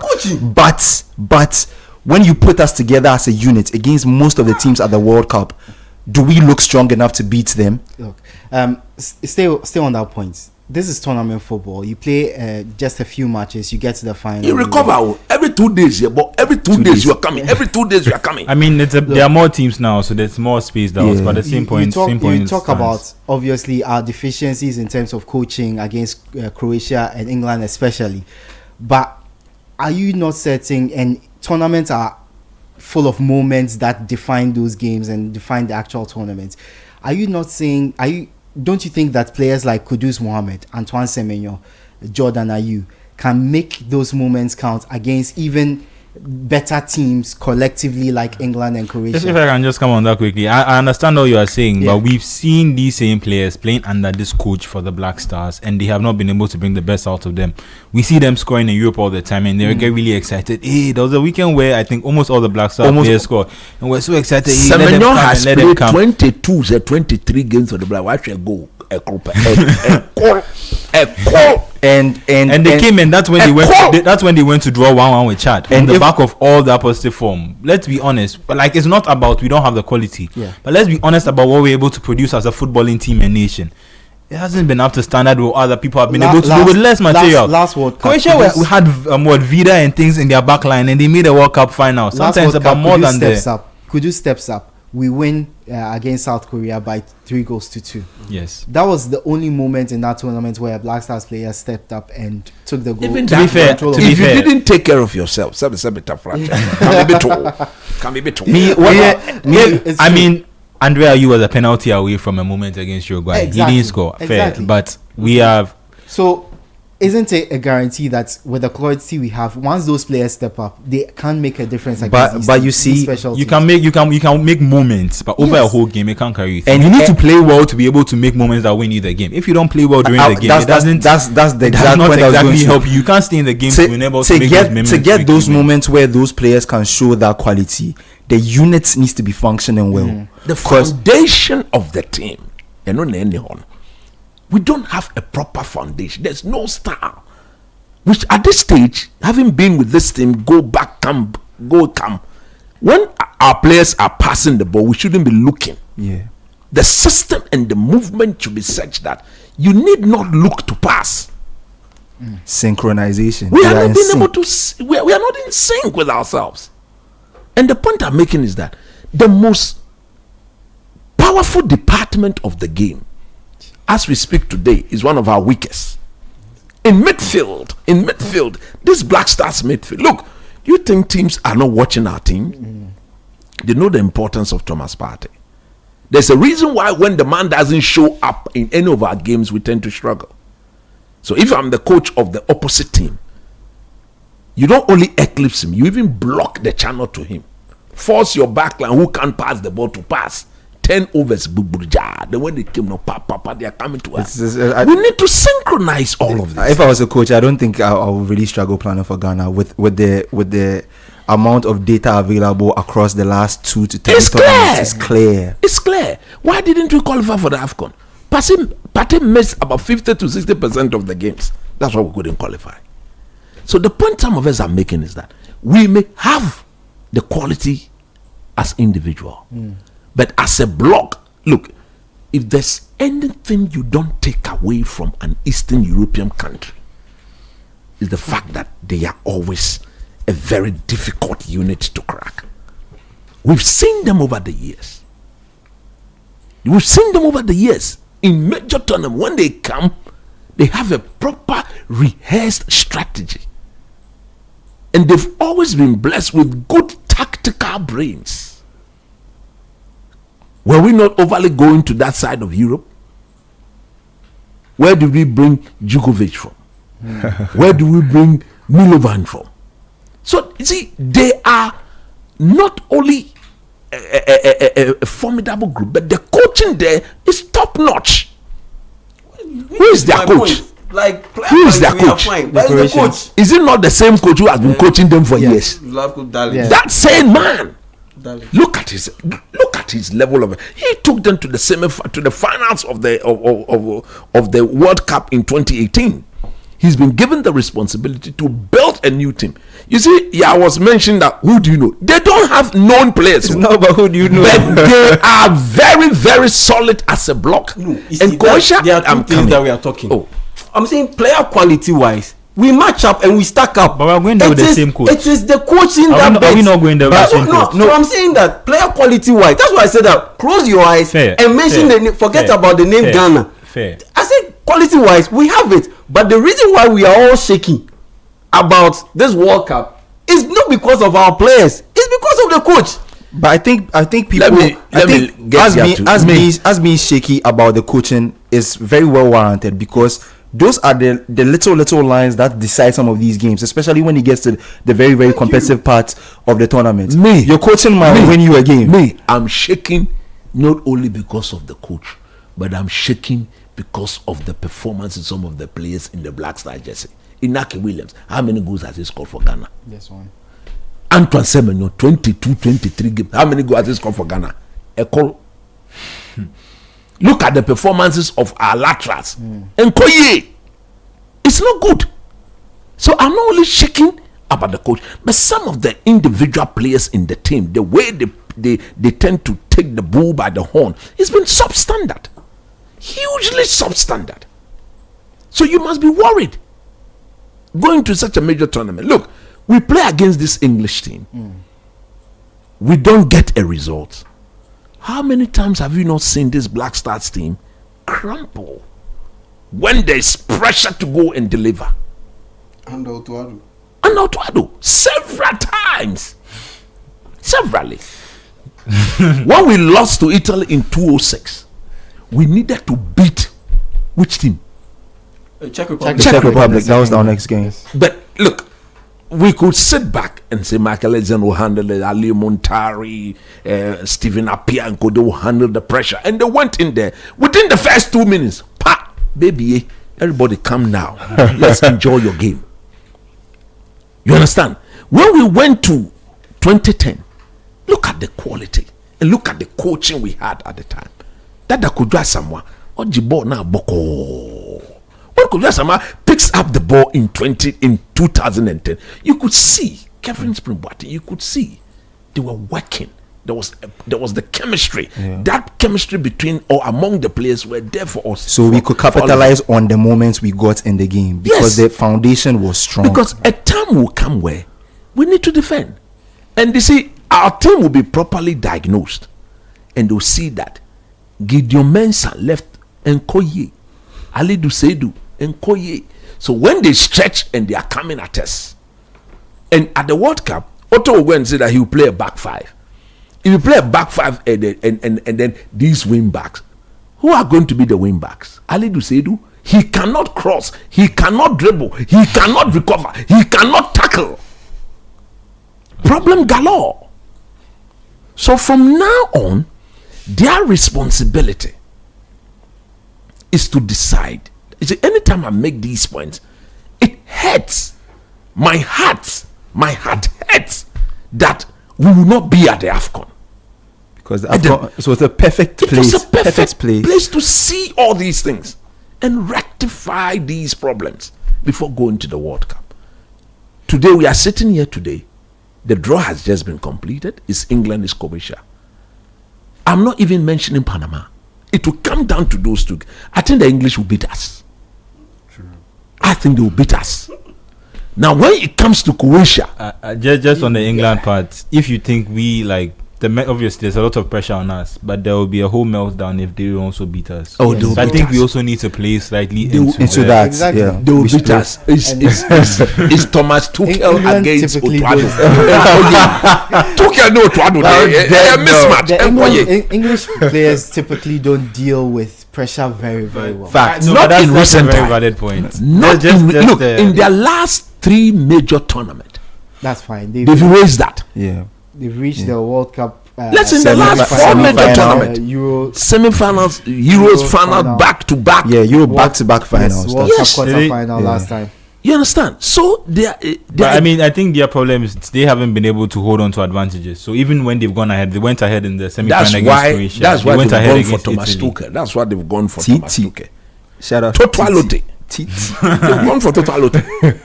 You understand? They brought him so that he will fix that. And truth be told, that the team he's building for them, look, Foden has gotten matured.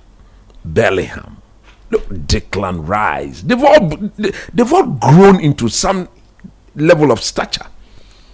So you needed a proper technical brain to walk into that dressing room and stamp his authority. And that's exactly what Thomas Tuchel has done. Can we say the same for the Black Stars? No, we can't say the same. Yeah, definitely. So beat Panama. Make sure beat them well. My problem will be that maybe our last game of the group will be against Panama, or our second game will be against Panama. I'm very certain that I stand to be corrected, but most likely we'll play England first. Once we play England, it's likely that we'll play Panama, then we'll go and play Croatia. I don't want us going to that last game where it's a must win at all costs. Yeah. These guys, including the coach, they will all collapse. Especially the coach. To direct them as to what they should be doing and how they should go about doing it. That is going to be what? Hugely problematic. I'm just hoping that this is the tournament that if he's going to surprise us, he does. He better. I'm like that's genuinely the hope I have, because if I'm to go by anything that we've seen from him so far, I'm not really too excited. And just on coach's point, and I hate to keep using it against him, but that moment was it against Nigeria where he ran onto the pitch after we had equalized a match we should be winning. I think that also tells you eventually we got beat. Yes, so that is him also. That was his way of releasing the stress that he felt in that moment, and that was not even one of the most high pressured moments that would have come with being the manager of a national team like Ghana. So if he's able to get to the World Cup and then it gets into the last game, and then the players can sense that even you are a little, I think he also needs to work on his temperament and his body language when he's on the touchline. We need to put aside all egos. You see, egos, Nyamano.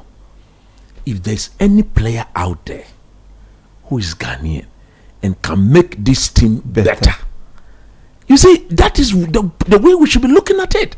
Not to say somebody turn you down, therefore turn him down, therefore don't bring it up. What is that? If there's any player out there who is Ghanaian and can come in and do a decent job, make this team better, please invite the player.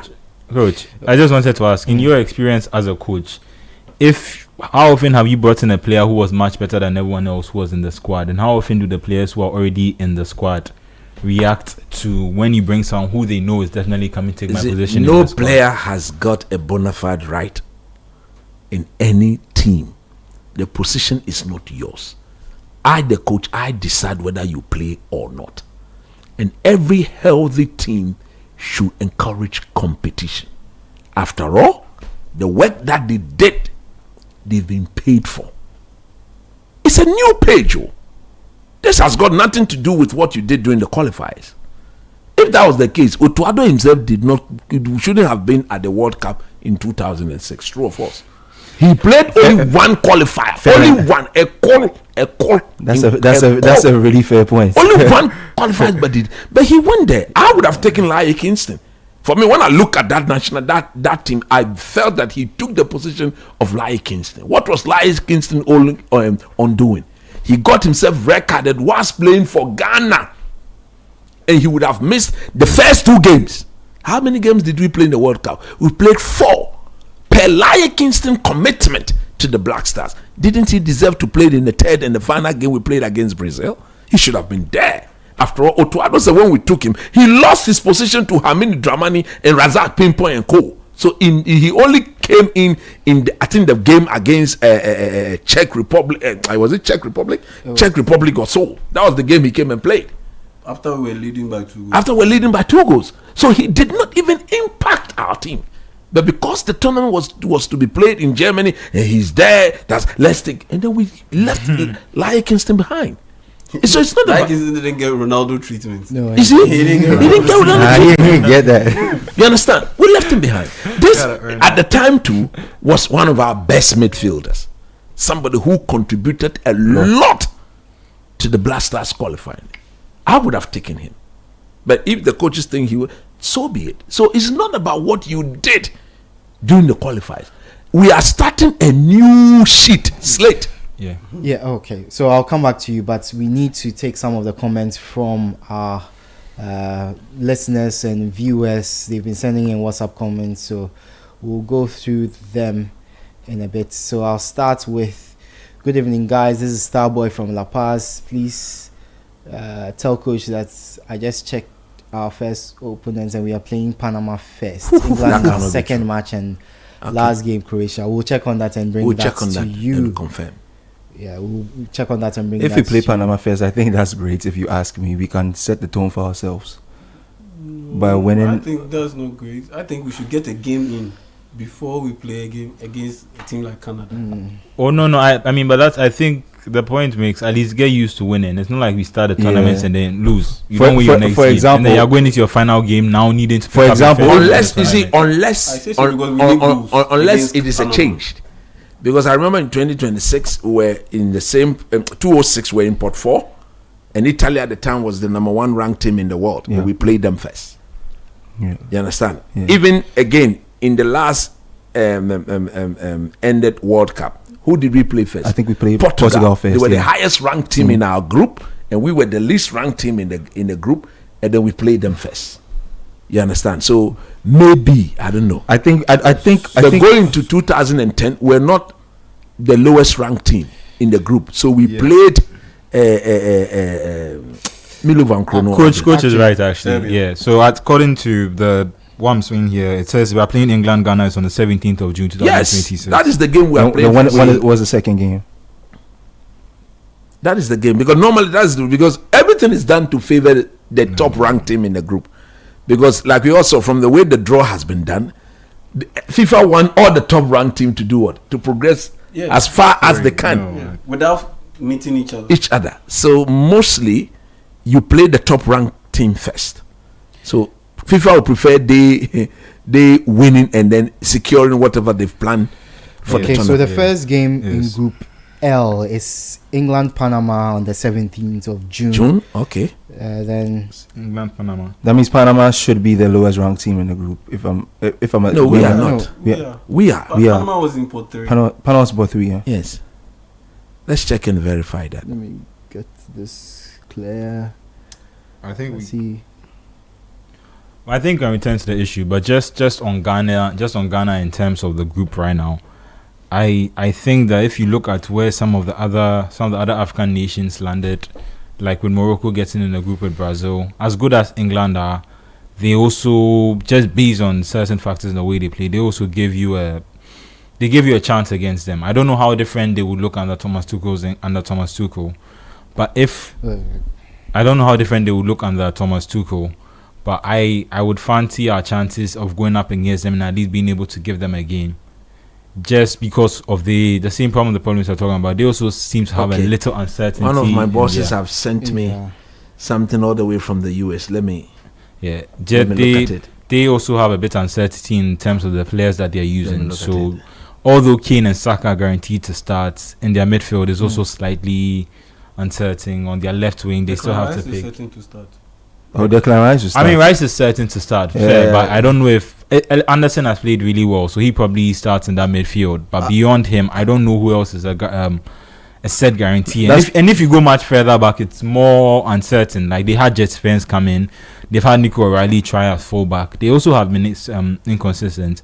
The thing is, they have games. I think they also don't have a tournament like the way AFCON is, so they will also have to now use their final batch of games. I think I've just received something from one of my big men in the States, and he's saying that on the 17th of June is England, Croatia, and then Ghana, Panama, and then on the 23rd of June is Croatia, Panama, then England, Ghana. Okay.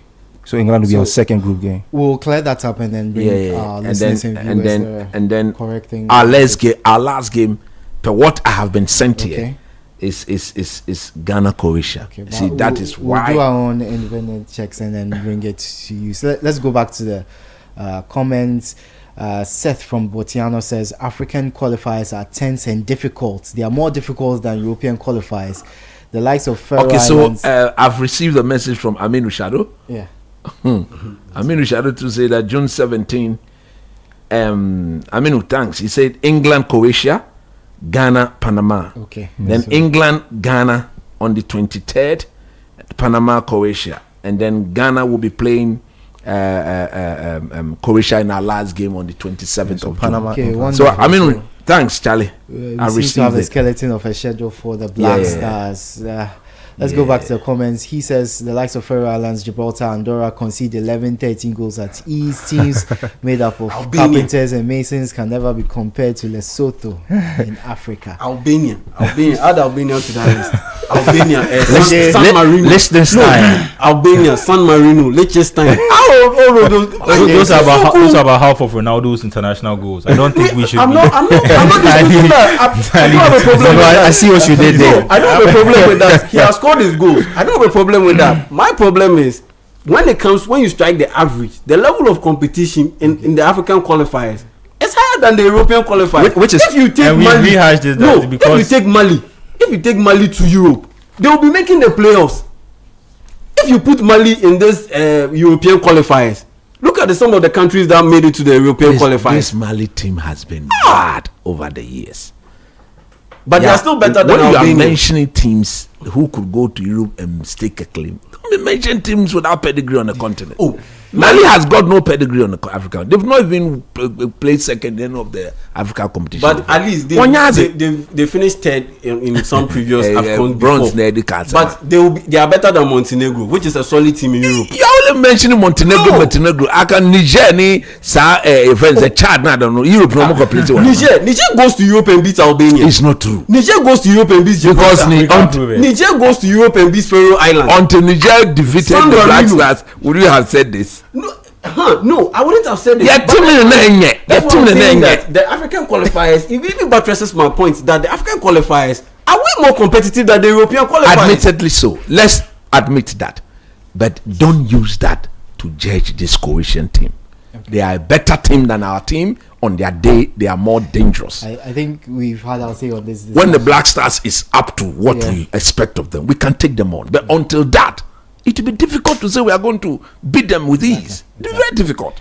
Let me continue the message because we have so many. Not Macedonia. But the draw, I think the fixtures have favored us. Yes, if we can beat Panama, if we can, Otuado, yes, Otuado. We put ourselves in a very strong position. Playing against Latvia. Because if we can beat Panama in that first group game, Edwin, we go against England. That will motivate these boys for them to do something. Although I still do maintain that Thomas Tuchel may worry Otuado and his entire technical team. You see, the sort of work that is now going to be done on the Black Stars, it's not easy. It's not easy. Everybody, we have to now go to work. How are we going to assess this English team now? How are we going to assess the Croatian team? How are we going to assess them? It's very difficult. Very difficult. So let's move on with our messages. Good evening to the best sports crew in the universe. This from St. Pablo in Chado. He says, it's been a while. I just imagine Saka facing Gideon Mensah and my head just busted. I just hope Derek Cohn is ready, fit and firing for the World Cup. That's what he says. So Ejaya from North K says, Otoado should find a way. The same way other teams are going to find a way to score us. Period. Period. That is it. You should stay calm and coach this team. And now, team push now. You see, it's about my way and no other way. If your way is working, we all buy into your way. But if it's not working, you have to adjust and tweak so that we bring the way that works. That is the way it is. If your way is working, Otto Tezic, Otto Klopp, Otto Tezic. Now you're supporting, now you're DH. Me like this, I'm praying God that I'll be in the States to watch. Fully dressed in my Ghanaian replica attire. You cannot allow me to hide that. Not against Panama, not against England, not against Croatia. We are going further and further into the tournament. Nobody will accept any shambolic performance from anybody. Nobody will accept that. Nobody. Okay, so this is from Sir Cabis in Manchester, UK. He says he's at work watching us on YouTube with his British friends. And after watching the draw, they are saying Ghana will qualify with them. So a lot of the people saying Ghana will qualify. I hope Semenyo will start scoring. At least we need him to score in all the friendly games that will be lined up. At least if he can score 2 or 3 more goals in for the, you see, he needs to get scoring goals for the Blacks. He needs to get used to that. He needs to get scoring goals for the Black Stars. Because if he doesn't do that, we are in big trouble. Okay, so more comments. Someone saying there's no way Gibraltar can beat Madagascar. Faroe Islands can't beat Madagascar. Madagascar idea. So Arafat Phobia from Tema Newtown says, good evening. Ghana's group is difficult for me because Otoado is Ghana's coach. Ghana Black Stars, we have a coaching problem, but as Ghanaians, I wish the Black Stars good luck. Exactly. Greetings to Alhaji Abu Lamini and Abdul Salam Yakubu.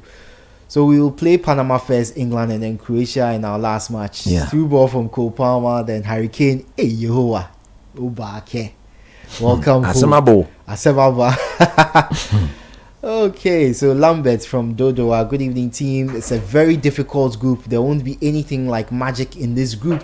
The most prepared teams will qualify, and I don't think Ghana is one of those teams. Who can our coach outcoach in this group? Coach England v Ghana. England v Ghana is our first game. Rio said it. So that's it. Tell coach we will qualify, but it will be difficult. Dramani inside KJB. We move on to. Charlie, please. we needed to go to the AFCON. We should have been at this AFCON. Oh, Charlie. One of your guys is interestingly getting us angry because he couldn't score a goal in 2 matches against Japan and South Korea, but we are a very solid team. Maybe you mean solid 2 out of 10. Don't forget, Panama is better than you according to FIFA rankings. Let's not. That's the point I was making. ourselves. That is the point I was making. They are highly ranked than us. So look, it's not going to be easy, but we are very capable. But we need to sort out some of the deficiencies in our team. And I've looked at this Black Stars team. I've properly assessed this team. Otuado will have to be very clear in his thoughts. You see, if you are going to a major tournament and you are the coach, you need to be very clear in your thoughts. Because if you are uncertain as to what should be done, how it should be done, when it should be done, then you are going to create a bit of confusion among the playing body. Because if your thoughts are that clear, the players will buy into that. And when they go out there, they know that, look, within my role, this is what is expected of me. This is what I'm demanded to do, and I'll go ahead and do it. But when you are not certain, as at now, we don't know what our strong. Because look, when we go a back five, it tends to take something away from our team in the attacking sense. And I look forward to the day that this Black Stars team under Otuado will win games from coming from a losing position. It's key.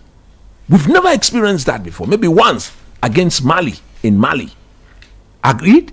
I stand to be corrected on that. Maybe once against Mali in Mali. But apart from that, any game for which we've considered first. Cape Verde, we either draw or lose the game. We went down by 2-0. No, this was against Mali. Is it Central African Republic rather? Yes. In Kumasi. Yes. We went down by 2-0 and then came back. No, we scored first. No. In that 4-3 game, we had the first penalty. Jordan scored, then they equalized, then we came back. But they did take the lead. They take the lead. They took the lead. You understand? So the point I'm making is that we need to get used to, because I foresee that happening in the World Cup. And that is temperament. You have to build it. It's built over time.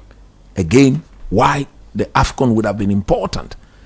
As we speak, the Cote d'Ivoire, the Egypt, the Algeria, the Morocco, they'll look at this AFCON and they'll realize that, look, this is a very, very good game. Recently, we just had, I think, Tunisia play Brazil, isn't it? Yeah.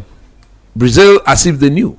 That friendly game against Tunisia will give them a fair idea of what the Morocco will present to them, because they all play the same style, although the Moroccan team is a better team as a group and as quality. They are better than Tunisia at the moment. Yeah. At the moment. But Brazil, Carlo Ancelotti has a fair idea. Very fair idea as to how to go about his things. So if you look at what has happened, we need to quickly, I'm sure the people at the FA will get that in place. We need to get at least some country from the zones that the zones of what? Panama, from Europe, Eastern Europe, somebody whose style of football is similar to that of Croatia. And of course, currently, if you look at the English team, maybe if the French team were to call us for a friendly game, because they also have Senegal, a West African country, we should accept and play. You understand? Because Senegal is in the same group as what? France, isn't it? Yeah, so we should line up our friendly games to get us to have a fair idea on the opposition we'll be meeting at the World Cup. For me, I pray God that laterals are sorted, the midfield is fixed, and we score a bit more goals. We cannot have the situation where the system of our team does not bring the best out of our very influential players. We are still struggling on how to use Inaki Williams. We are struggling on how to get the best out of Antoine Semenyo when he comes to the Black Stars. We are struggling to find a partner for Thomas Partey in midfield. These are fundamentals that needs to be solved quickly before the tournament, because we cannot go into that tournament not knowing what to do, hoping to go and see whether it works in the tournament. What happens if it doesn't work? It means we are in big trouble. Okay, let's bring everybody on board. let's open up the pool, not to bring in anybody at all, but to make sure that if there's any player out there, Adam, that will make this team better. I mean, I've never seen the situation where we are going to a major tournament, there's a player who will make us better. And you say, if Hodgson Odoi will make us better, bring him in. Bring him in. And stop saying that because he turned his back on. What were you expecting from him? That the moment you approached him, he accepts? He should be given the opportunity to say no. So do you. You should also be given. But at the end of the day, the key underlying factor here is that would he make our team better? If yes, you robe him in. Fundamental. Okay, Coach, let's get to a few more messages because I want us to go through each of the groups and see what your thoughts are on those groups. But Neymar from Spintex says, good evening, Sports Panorama. And you're almost right, it's Panorama. He says, I feel the group L, letter L says it all. We are going to get some serious lashes. Okay, so someone says, Charlie, now we have every reason to invite the foreign players that are ready to play because we are going to face quality teams at the World Cup. Good evening, City Sports crew. This is a very tough draw for Ghana because England and Croatia are very good and have very quality players. Otto and his Black Stars have a lot of work to do if we want to progress out of the group stage. Big show listening inside Amasaman. Kelvin from Ashaiman, we hope for fitness for all our players. Nitojo from Tema Newtown. Can Coach Otto Addo win against Panama, Croatia, England? That's the question we are all asking. Kobe Bading from Dansoman. Some of these European countries of late are just properly coached, especially Croatia, Germany, Switzerland, Italy, Austria. They are not exceptional compared to us. Can I just comment on that point? That's I feel like we keep rehashing the same points, but that's where it lets me down about Otto Addo, because as we see players getting better, don't we? There are certain players who, when you see them playing now, they are much better than the player. Someone like Vinicius. The same thing happens with managers. It's just less obvious to our eye. Sometimes we have more pertaining or more how would I say? But there are certain issues, more pertaining issues at certain times that make it look like certain managers have either had really good careers or they haven't been able to perform at certain teams. But I think if you look at someone like Arteta, I think managers over time do get better. Exactly. If you give this team to Arteta, this team that Arteta has now to Arteta when he first came, he does not go anywhere near the league with them because he himself was not at a level yet where he could get them to compete for these things. And that's why I still think that as good as Otto Addo has become, I think that's where we are still letting ourselves down because we don't have someone who has enough experience of these big tournaments, of these. And it's not even just about World Cup because he's been at a World Cup before, but it's about he hasn't managed on Champions League nights. He hasn't managed in a league season where he needed to he hasn't been in pressure situations as a manager. So I don't know how he's going to react in these situations. And to make that for his first experience of that to be a World Cup is crazy. He didn't go to an AFCON, and then his next experience of that is another World Cup. Oh, that's and when it's simplified that these European teams are not they're not exceptional, they are just coached well. It's really the difference. That's the point I was going to. It's really the difference. Sometimes it's not they are just coached well. It's not sometimes. These tournaments are won. A lot of people speak about how great Messi was during Argentina's run in the World Cup, but I don't think enough credit is given to Argentina's manager. He coached the team. He coached the team in a crazy way. He almost had like a plan for. He didn't repeat the plan for every single game. It wasn't Argentina. That's how we set up and we play every single game. You could tell he had mapped out strategies for every game they played. And sometimes it goes under the radar because of how some of the individual performances came up on the day. But that's when you need those players too. Because when the tactics get to a point, sometimes the differential factor is those magic players. But the springboard needs to be strong. And do we have that strong springboard? I don't think so. And sorry, just to finish up, just on Coach's other point, I think we need to develop a culture where as soon as we get to the World Cup, we are content with the players we have. I don't want it to become like an England situation where it's like as soon as we see that maybe, if Hudson Odoi was there, he would have done this. Or if this guy was there, he would have done it. No. And I understand what you are saying. Before the World Cup, I get that. We need to get the best players as possible. But once we get to the World Cup, if we have Hudson-Odoi and let's say Joseph Penso didn't make it, we don't want the situation where it's like half of the Ghana supporters are like, oh, if Joseph Penso was there instead of this player, he would have done this, or if this player was there. And the reason they are not there is the reason why we are not winning. I think we need to avoid the blame culture now. Try and get the best players that we can, and once we get there, and even if the head coach is still Ado, we support all of them and we see how far this team can go. And if they can't go further, then we do the analysis and diagnosis and see, oh, why didn't he work out? And then I think some of us feel we know the reasons already. Maybe the World Cup is what's going to make these reasons manifest for other people who are less uncertain about it, to see the problems within the squad, and then we work on it going forward. But I don't want it to become a thing where it's like the one that's not here, the one that would have solved the problem, if that makes sense. It's a constant shift and change. Once this one is here, this guy would have worked. Once this guy is here, and I think we just need to have a different outlook on the national team. Okay. Just before you ask the next question, are we certain about where we'll be based? Oh, or that, not please. Yet, I mean, are we certain about where we'll be based? If you can update that, we'll get to that in a bit. But coach, I want us to go through all the groups and see. Okay, sure. What will happen in these groups. So Group A: Mexico, South Africa, South Korea, and the winner of the playoff between Czech Republic, Denmark, Ireland, and North Macedonia. First of all, on the playoff, yes, I fancy Denmark. I fancy Denmark to be added to it. Coach, before you get to that, That's right. have on the line City Sports editor Benjamin Nketiah, who is joining us from the US Embassy, where there was a watch party for the draw. Benjamin, good evening. How are you doing? Good evening, Edwin, and good evening to all the guys on the show and the listeners of the show as well. Tell us about the atmosphere there. How did the US, everybody at the US Embassy celebrate or not, or otherwise, after the draw was made? Well, as of now, the watch party has ended, and so most people are basically dispersing.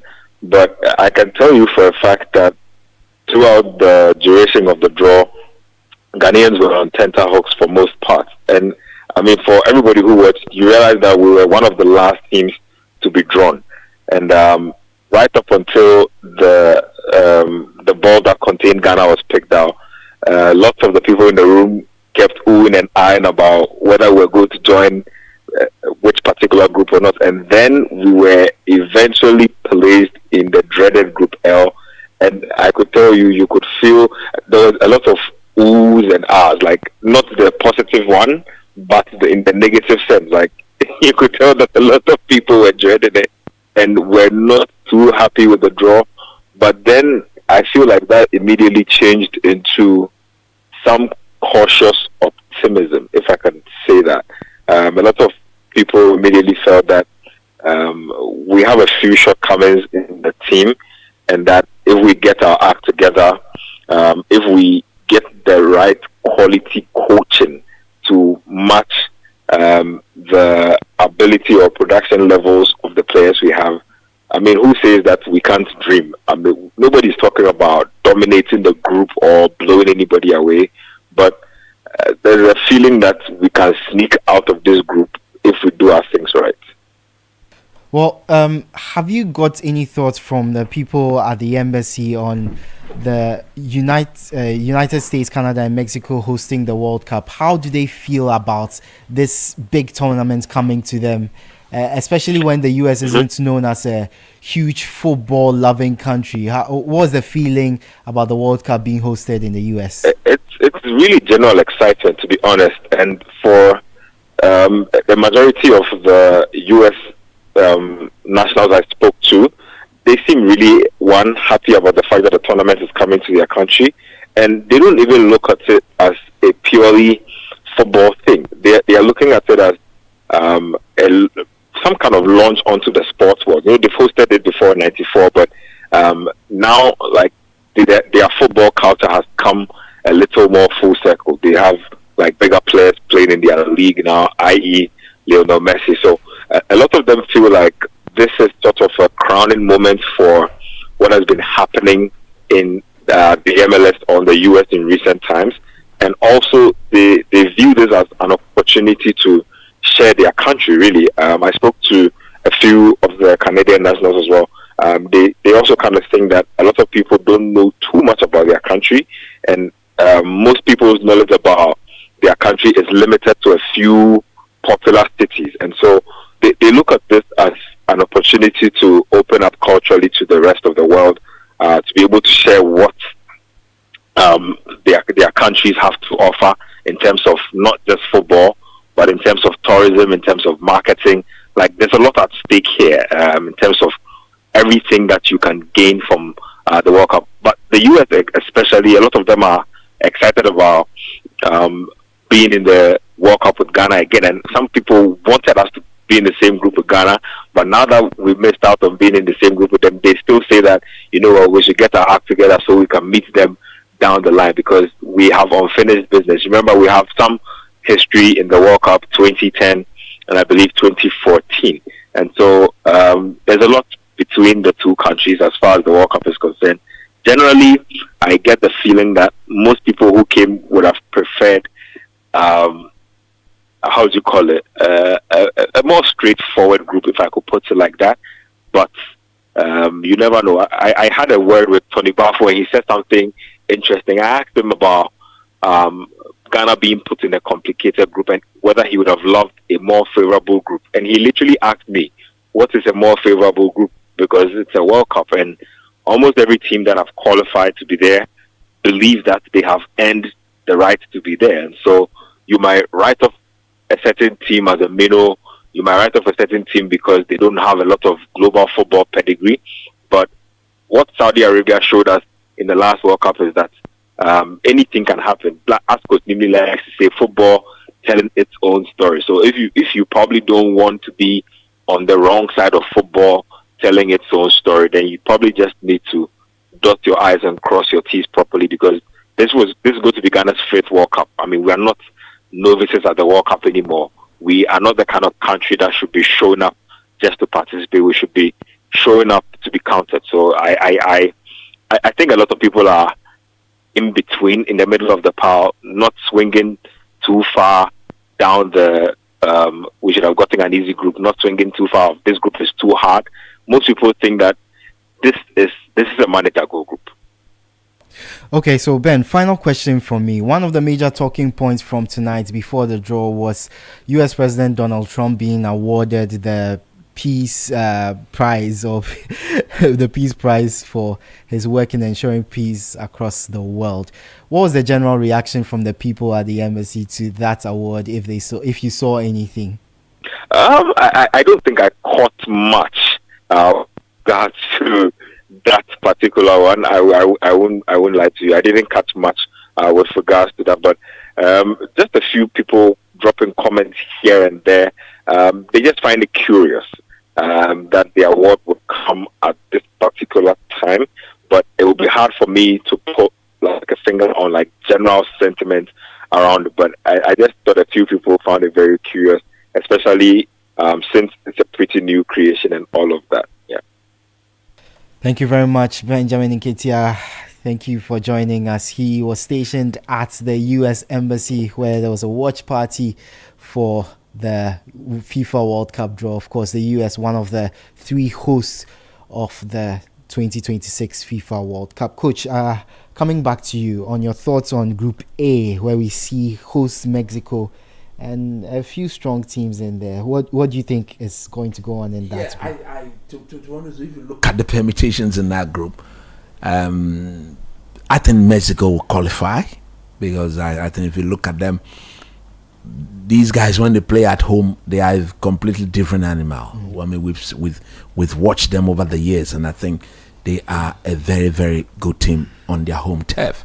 So I expect them to qualify. And then, who else is in the group again? South Africa, South Korea, and the winner of the playoff between Czech Republic, Denmark, Ireland, and North Macedonia. I think if the Bafana were to show up like they've been doing in recent time, I expect them to compete for that second slot. So my first 2 pick here will be South Africa and Mexico to go through. Okay, Manuel, I want to come to you on Group B. We have Canada, the winner of the playoff between Bosnia and Herzegovina, Italy, Northern Ireland, Wales, and then we have Qatar and then Switzerland. Who do you think is making it out of this group?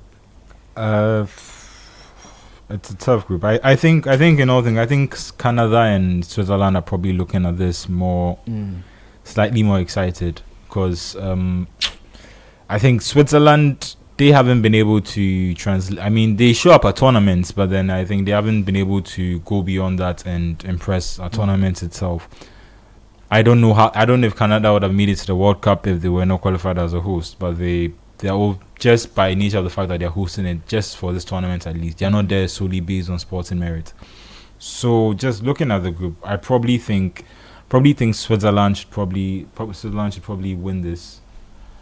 But I worry about Qatar. We spoke about Qatar, and obviously the last time they went Canada's position, they didn't qualify on merit, and they, like you said, they performed well in the games, but they were not able to make it out of the group stage. They've gone to invest in is he a top level manager? You can. Yeah, I mean they've gone for one of the more prominent managers in Europe with the hope that they'll be able to change their fortunes, and clearly it's yielding results. They've been able to qualify for a World Cup, and once, like the point Ben was saying, like once you're in a World Cup, it's really hard to now say, oh, can I have easy teams until the end? So I think that Switzerland will probably be favorites, but Canada will also have a shout of either qualifying as second or going top themselves.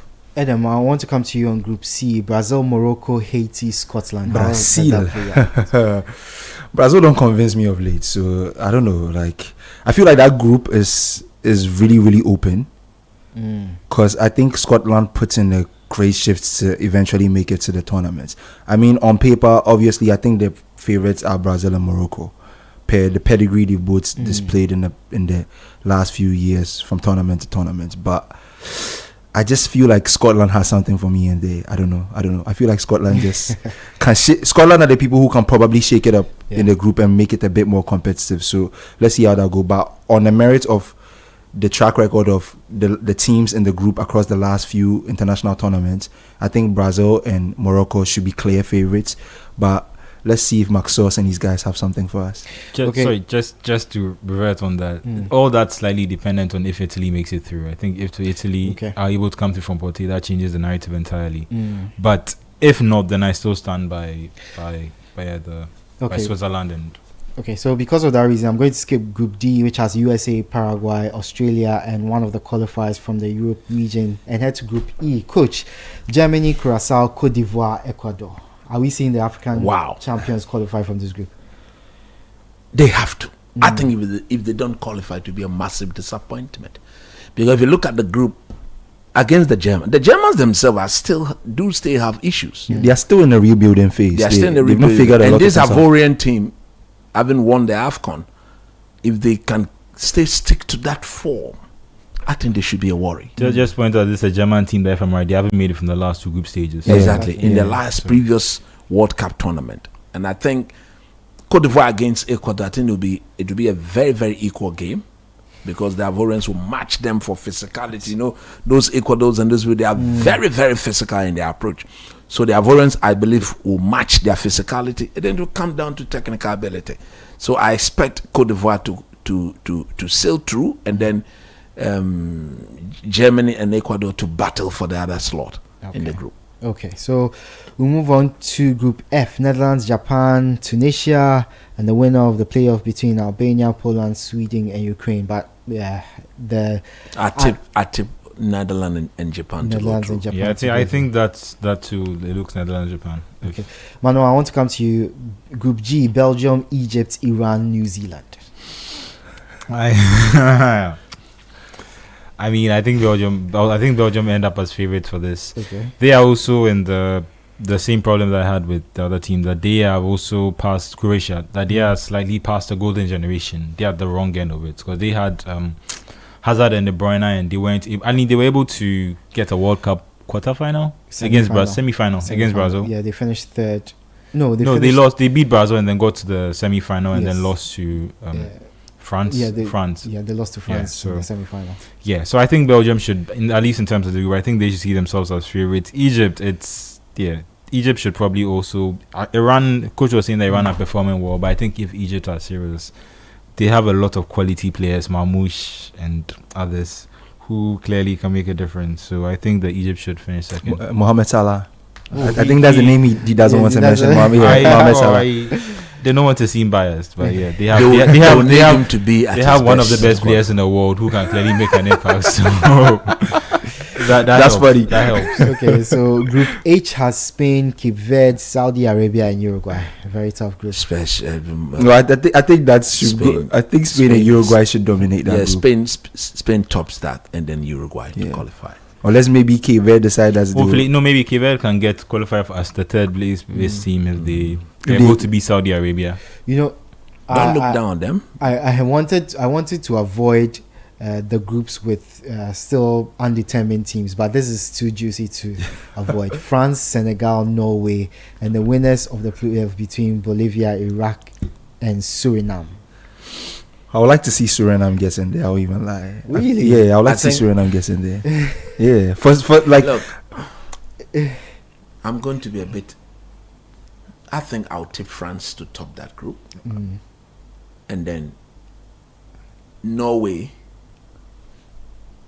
with Senegal a dark horse.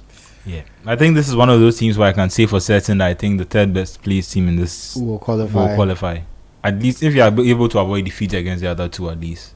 But I think this is one of those. But I even feel if Senegal play their cards well, I feel like they stand a chance in the group. You see, it will come down to. You see, for teams like Senegal, anytime they've been to the World Cup, they've always looked like a team that could go a step or two better. Yeah. But they've always tend to lose focus. For example, in the last recent World Cup, you remember, all they should have done was to keep their calm in that last knockout game, and they should have progressed. I mean, in 2018, when they knocked out on fair play, they were knocked out on fair play. So they've been slightly unlucky in two tournaments. But in the last one, they were there as well. In the last World Cup, how did they get knocked out? Lack of, I think, clear indiscipline on the part of how to defend a lead as a unit. They had the lead, they threw it away, and then immediately they considered a second goal, and then they got booted out. So because of that, you see, Norway, because of Erling Haaland, one thing that is very clear, he will go into the tournament very ruthless. Yeah. One chance, he puts it away. That's his game. And if you have a player like that, it means every defender in that Senegal setup will have to be awake. That is what I don't trust of them. Yeah, the fact that Haaland doesn't need too many chances to score a goal. And to be fair, Haaland, you would think that he's the type of player who needs quality chances, but he's shown that regardless of where he is, international level, Dortmund, he needs half a chance, and he puts it away. So yeah, score 2-3 goals. So so quick thoughts on these ones. Group J: Argentina, Algeria, Austria, Jordan. I think Algeria should stand a chance in that group. If they can manage themselves against the other two teams, I think they should stand a good chance to go along. I think Argentina should dominate this group, but if Algeria are able to do their things well, I think they can be the second team to progress easily. I don't think it to be problematic at all. I feel like the quality apart from Argentina in the group, the quality they will be matched against, they should be able to do the job. Yeah. Okay, so the final group, Group K, Portugal, the winner of the playoff between DR Congo, Jamaica, and New Caledonia, Uzbekistan, and Colombia. In my opinion, I think Portugal should be going into this tournament, like I said, trying to win. Because 10 years ago, they hadn't won an international trophy. And now, in a space of, they've been able to win about 3. And I think that the next stage for that is to try and win the World Cup.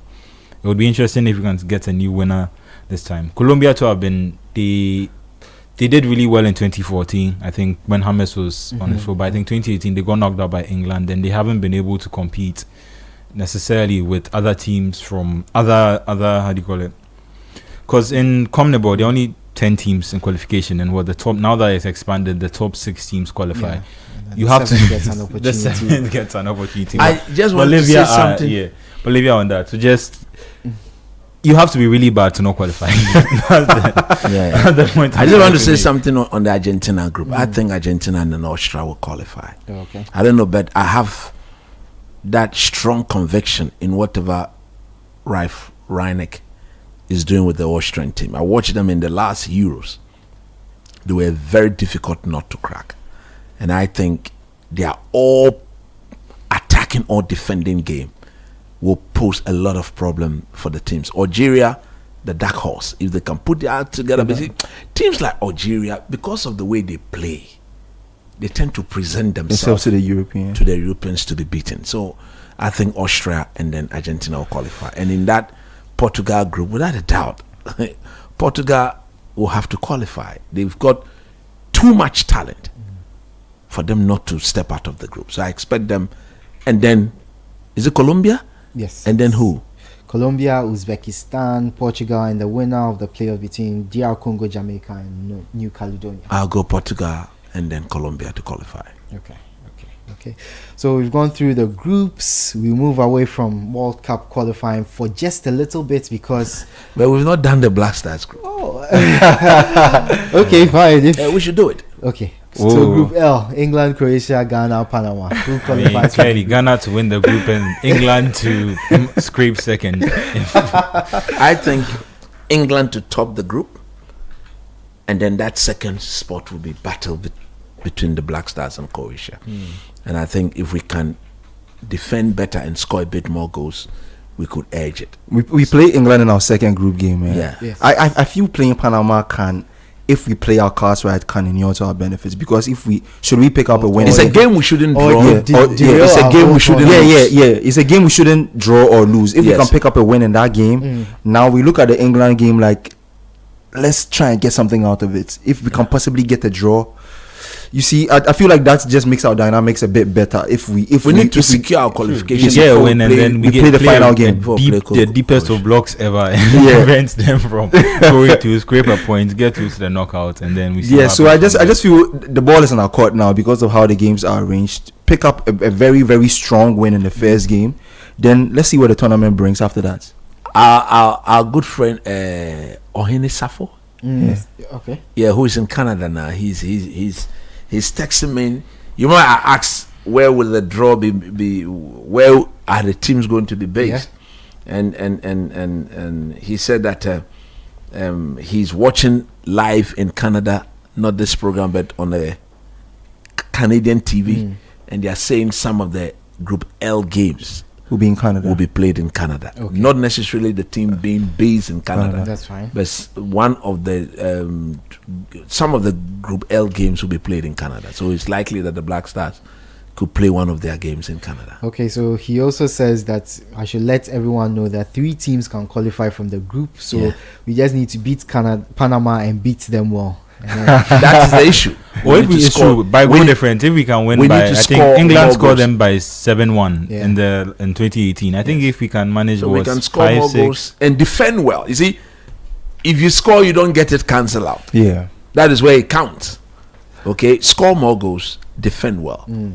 Against that Panama team, if we can put a minimum of 3 past them, that will be healthy. Yeah, very healthy to our chances. So I think the ball is in our courts. The first game can set the tone for our World Cup or completely destroy our World Cup. It's completely up to us and the version of us that will turn up for that game. Because I feel like we turn up, we put up a strong performance, put some goals past them, don't concede goals. And now we are looking at ourselves just confident of that win at that stage. And we look at the rest of the group like, okay, something can be done. So I just feel like if we can get our act together, especially in the first game, win convincingly, it can set the tone for something great to happen in the World Cup. Okay, so done with World Cup, the group stage. Now, just a couple of minutes on the Premier League football. Just run through the games and then we'll bring you your predictions. We'll get your predictions for each of these games. The biggest game of the weekend is the early game on Saturday. Aston Villa taking on Arsenal. Aston Villa are in fantastic form. I think it's third versus first. Yes, it's third versus first. In the it's like a couple of running weeks where a fixture like that, third versus first, has come up. Yeah. So Aston Villa versus Arsenal. Adam, your prediction for that one? I think Unai has something for me. I'll call it a draw. I'll call it a draw. I think Unai has something for me. Unai always seems to have something for me when he plays Arsenal, and I'm hoping he comes up again. I feel like it's a spice up the title race. I think I don't want to see Arsenal run away with it. Not that I would like to see them win it, but I would like to see a little bit of a challenge. And I think a game like that presents itself as a tough nut for Arsenal. So let's see. Before we continue, I'll just run through the fixtures from Group L in the World Cup. I'll go back to it. I think we've got some confirmed fixtures. On Wednesday, the 17th of June, England versus Croatia. That's in Canada. Okay. Same day, Wednesday, June 17, Ghana versus Panama in the USA, the AT&T Stadium. So Ghana will play Panama in the USA. Then Tuesday, the 23rd of June, Croatia versus Panama. That match will be played in the USA. Then same day, England versus Ghana. That will be played in Canada, in Toronto, the BMO field. Oh, in Toronto. In Toronto, yes, Toronto. Then the final matches in the group, Saturday, June the 27th, Panama taking on England. That will be in New Jersey in the MetLife Stadium. And then same day, of course, Ghana take on Croatia.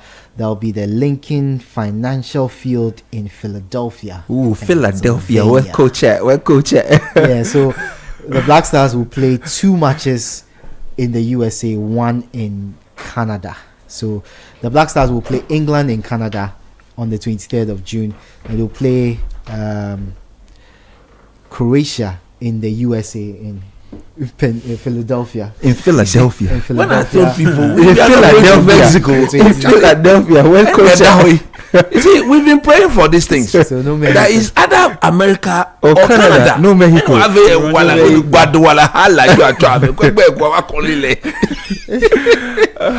Yeah, man. So we'll be in Philadelphia. Philadelphia. Toronto. We'll be in Toronto, Yeah. Philadelphia, and I believe the TO and Philly. So 2 in the US, 1 in Canada. Yes, 2 in the US. This will be a massive experience. So, hey, so Arlington, Dallas, Philadelphia, Pennsylvania, and then Toronto, Canada. That would be beautiful. Yeah, that would be beautiful. That would be beautiful. It was wonderful. I mean, to be fair, we've been to Morocco a lot over the last few years. There have been so many tournaments there, so I think we can miss this AFCON. But the World Cup, we have to be there. We have to be there. Okay, so back to the Premier League. Aston Villa, Arsenal. Yeah, I call it a draw. A draw in that. Yeah. Game. It's being played at Villa Park, right? Villa Park. It's being played at Villa Park. I think Unai can pull out something. So Arsenal needs to start losing. And my problem isn't just with them. The problem is every day. The reason why I think Adam was pointing out that it seems like the chasing pack keeps rotating is because they keep losing. Man, they are not serious. Chelsea lose and then Man City win, and then nobody seems to. City seemed to be a little, but even they it wasn't too long ago that they lost to, was it Newcastle? Yeah. So I hope Aston Villa can win to at least keep the title race competitive. Because the thing you need for a title is for Arsenal to start feeling the pressure. If they are 10-12 points clear, they don't feel the pressure. So I'd go for an Aston Villa win. Aston Villa win. Coach, Aston Villa. I think Arsenal will win. Arsenal win. Because defensively, they hardly concede goals. Villa, on the other hand, I think I saw Mosquera is out for about 7 or 8 weeks. Yeah, he was. Now they're without Mosquera, Gabriel, and Saliba. Don't worry, there's Timber. Those guys are see, they are specialists in the I think role. at some point we need to talk about Arteta and this injury, because it happened. It seems to be, and it's never long-term injuries. It's just these little muscle injuries. And I've heard someone talk about how these are usually probably down to the way they train. And I think that's why he increased the squad, so that he can have more players to choose from.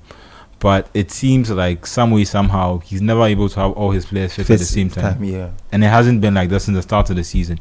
Because even for the season, Hazard got injured for the start of the season. They've had too many recurring problems in different areas. Okay, so just quick predictions and then we close this. Manchester City, Sunderland.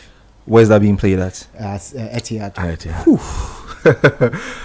Sunderland, they are doing things this season. I think City should win, but they will edge it slightly. Okay. Yeah. Tottenham, Brentford. Frank needs to win, but Brentford are in good form, so I'd go for a draw. A draw. Bournemouth, Chelsea. Bournemouth are in horrible form. Their form is very horrible. Yeah. Chelsea, the rotation will have to come to the fore, meaning that this is to justify why he rotated the team in midweek. So I expect Chelsea to go out there, but it's going to be a very difficult game.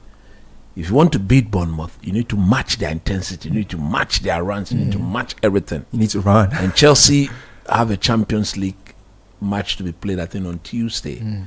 So I want to see how Enzo Maresca is looking, because Chelsea actually will be playing 9 games in 30 days. Yeah. Starting from this weekend. So it will come down to the man management skill of the two.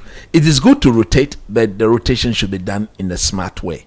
He rotated in midweek. I think he wasn't smart in the rotation. There was the need to do so.